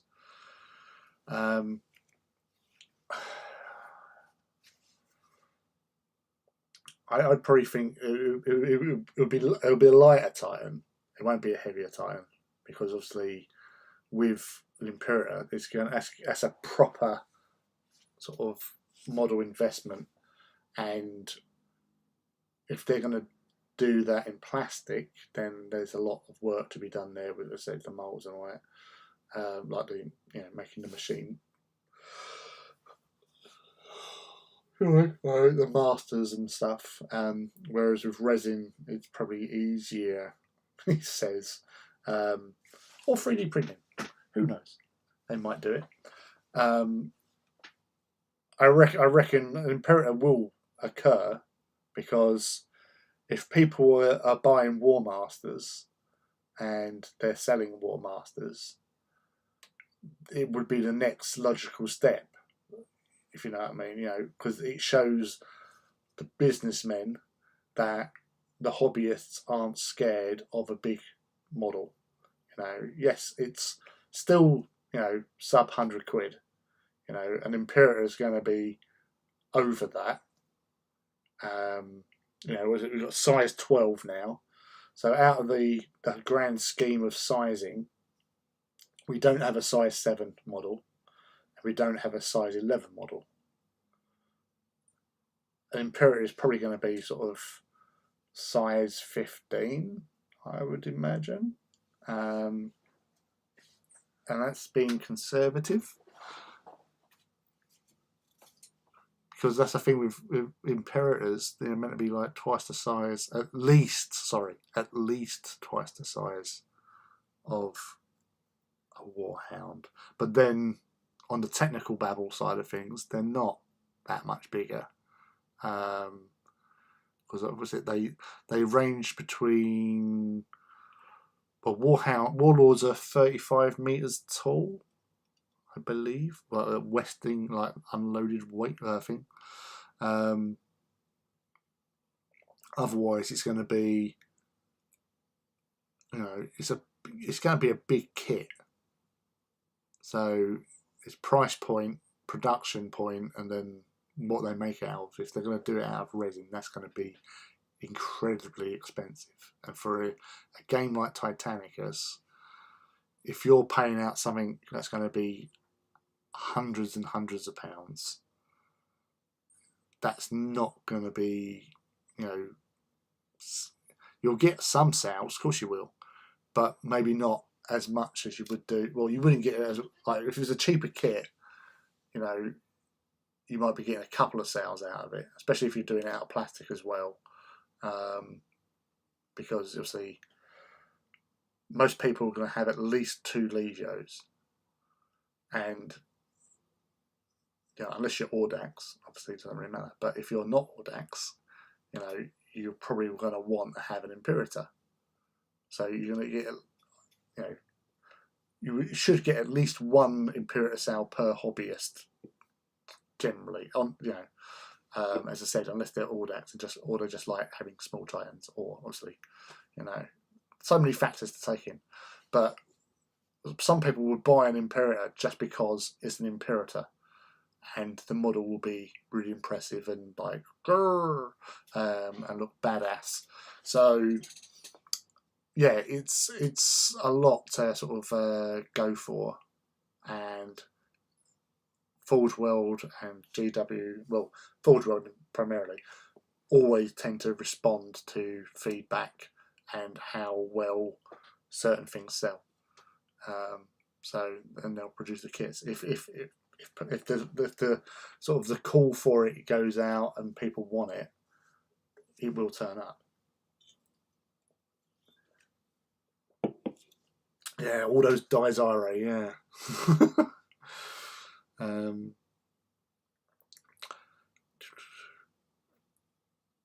I've decided I don't like the blue I have put in on my Van Sar, so yeah, I bought a Van Sar because they're my sort of original household that I liked out of Necromunda. The one and only one I've built and painted, I actually did as a Wakanda Royal Guard. So it was like, obviously I've done the dark skin tone, and then like the red, gold, black sort of thing. So based it on the Wakanda Royal Guard. Looked alright. But as I said, I've only painted the one. So yes. Lighter. Imperator would be huge. Yeah. Night Gaunt would be nice. Deathbringer is the one that I would like, because there was a really, like in the old Adeptus Titanicus book where they had the little sort of dioramas they set up at the back. There's one picture where you've got 3 Mortis engines versus 1 Deathbringer, because that was the whole thing. The Deathbringer had like the big plasma weaponry and like the macro cannon and las gun sort of thing, whereas the other ones were like had auto cannon and weren't as heavily armed. So it was just like this one Legio Ignitum Deathbringer faces off against 3 Legio Mortis. And I just thought, oh, that was just such a badass sort of little picture. Loved that.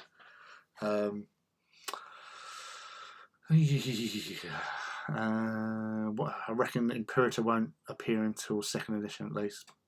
Probably. If anything, it would be like the feature model for and when they do 2nd edition. So we're coming up, this year is the 3rd year that Titanicus has been out, and was it normally about 5-6 years, like between, what do you call it, like codexes, not codexes, like Warhammer 9th edition and all that sort of stuff. It's like about 5 years, isn't it? I think average. So maybe they'll do the same there. Resin would restrict manufacturing capacity, and silicon molds wear out faster than larger parts. It would be, yeah, no, exactly. I agree with you there, 100%, mate. It would have to be a plastic. So obviously the biggest plastic kits are like Imperial Knights. Well, I would say like some of the scenery actually quite big, isn't it? Really, but obviously there's not a lot of moving parts in like the that Dark Angel sort of like solitude, Fortress of Solitude or whatever it's called. That thing. I know you would, Phil. Then Lee and I will offset the balance of the Audax players by buying a few each. Audax, yeah, heavy titans. It was like, why, what are they doing here? Vats are amazing. So you got to be happy with them, ain't you? So that's the thing. I switched from Calidor Sky to Stegodon Scale Green. I like both those colours, to be fair. So Calidor Sky I use, I'll say, on that my Black Shield Titan I showed earlier on had Calidor Sky on, which is nice. The second edition would need to be built around the inclusion of massive titans like previous editions of Epic.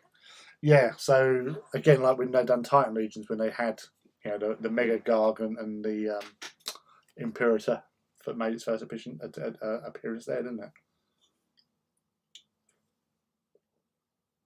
See, that was somebody was on Instagram was saying about, you know, when I posted up my 95th one, they were saying, oh, so you got to do an Imperator for your 100th, and I'd rather wait for an official model. That's the thing with all my Titans are obviously, you know, the no sort of 3D printed jobbies and all that sort of thing. You know, unpopular opinion, but I don't like the Lucius ones. I just think they're just too boxy. I like the sleek curves of like the Mars pattern. So I know there's a lot of people that love those sort of things. It's just not my cup of tea, really. Yeah, no, it's having an Imperator. Yeah, that's it. Fortress of Redemption or whatever. Imperator for the 200th. There, problem solved. Yeah, it's not a problem that deserves solving, really, isn't it? Titan addiction. But what an addiction that is, though. Because I don't think anybody here can say that they don't like Titans. You know, whatever shape or form they may take, everybody loves a Titan, be it, you know, your favourite being an Eldar one, or being an Orc Gargant thing, or, you know, the various different classes of Imperial Titans. You know, there's always one. Like, you know, you've got your Warhound heads, you've got your Warlords. My main is Reaver. You know, Reaver was my first love of Titan in the Games Workshop universe. And it's only been like with Warhounds, it's only been since I sort of built my first 40k one. Sorry. That I really found I actually quite enjoyed them. So yeah, it's good like that with Titans. You get a great appreciation of them. What do you mean you don't? What you don't like? What don't you like, Phil? Tell me. Yeah, you say yeah. Well, do you like orc stuff? So you don't count.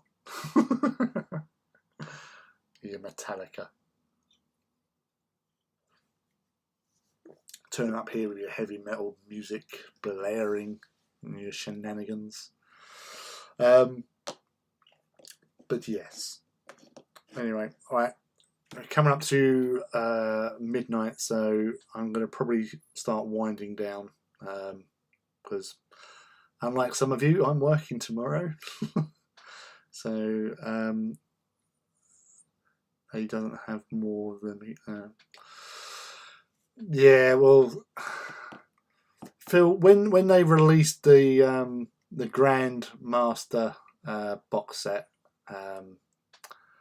Phil took great pleasure in FaceTiming me to show me that he was at home with his box set that had been delivered on that Saturday morning, and then went on to open said box and then the box set and smell that new plastic smell, and oh, look at these sprues, and he was like deliberately milking it. He was as he was undoing the box and teasing me. But then I got home and found that my box had arrived, and then I sent him a picture later that night of one that was built and slightly painted. Yes, he didn't enjoy that. Bless him, little cheeky scamp that he is. Yes, so yeah, thank you very much, Glacial Paint. Thank you very much for everyone for joining me again this evening. It's always fun to hang out and with you guys and girls and talk Titans and talk whatever, and yeah, let's have a chilled Saturday evening. So thanks again. Thanks for any likes and for joining in. Oh yeah, the bacon sandwich one was the worst. You swine! How could you do that to a fellow human being? Phone up and say, "Look, and I got a bacon sandwich." Sometimes I just wonder why we're friends. Yeah, Rob, lovely having you here, mate.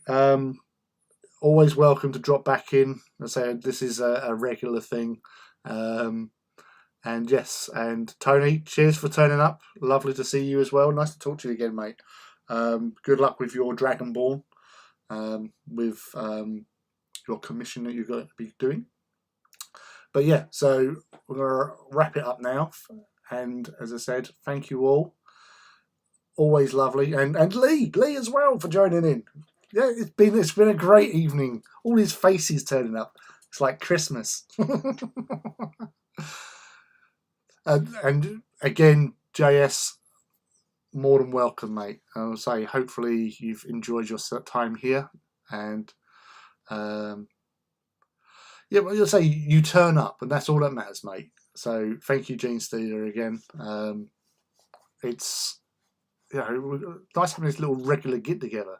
So hopefully, when you get some stuff, if you're posting on social media, feel free to tag me so I can have a look. Yeah, let's say you're always welcome, mate. Everyone, every day that I'm on, and don't forget Wednesday nights with Artist Empire for the paint overs. So obviously, if you're following on Twitter, is where I normally do the retweets and stuff on Twitter.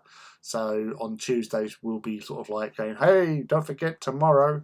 Then you can sort of submit pictures to Artist Empire, and if you catch his eye, you may get your models painted over, and it's well worth it because they look the absolute nuts when he gives them a good going over. Said that a lot as well. But yeah, so thanks again, guys. Lovely to have you here, and thank you for keeping me company tonight. And hopefully again, I'll see you either on Wednesday or next Saturday. So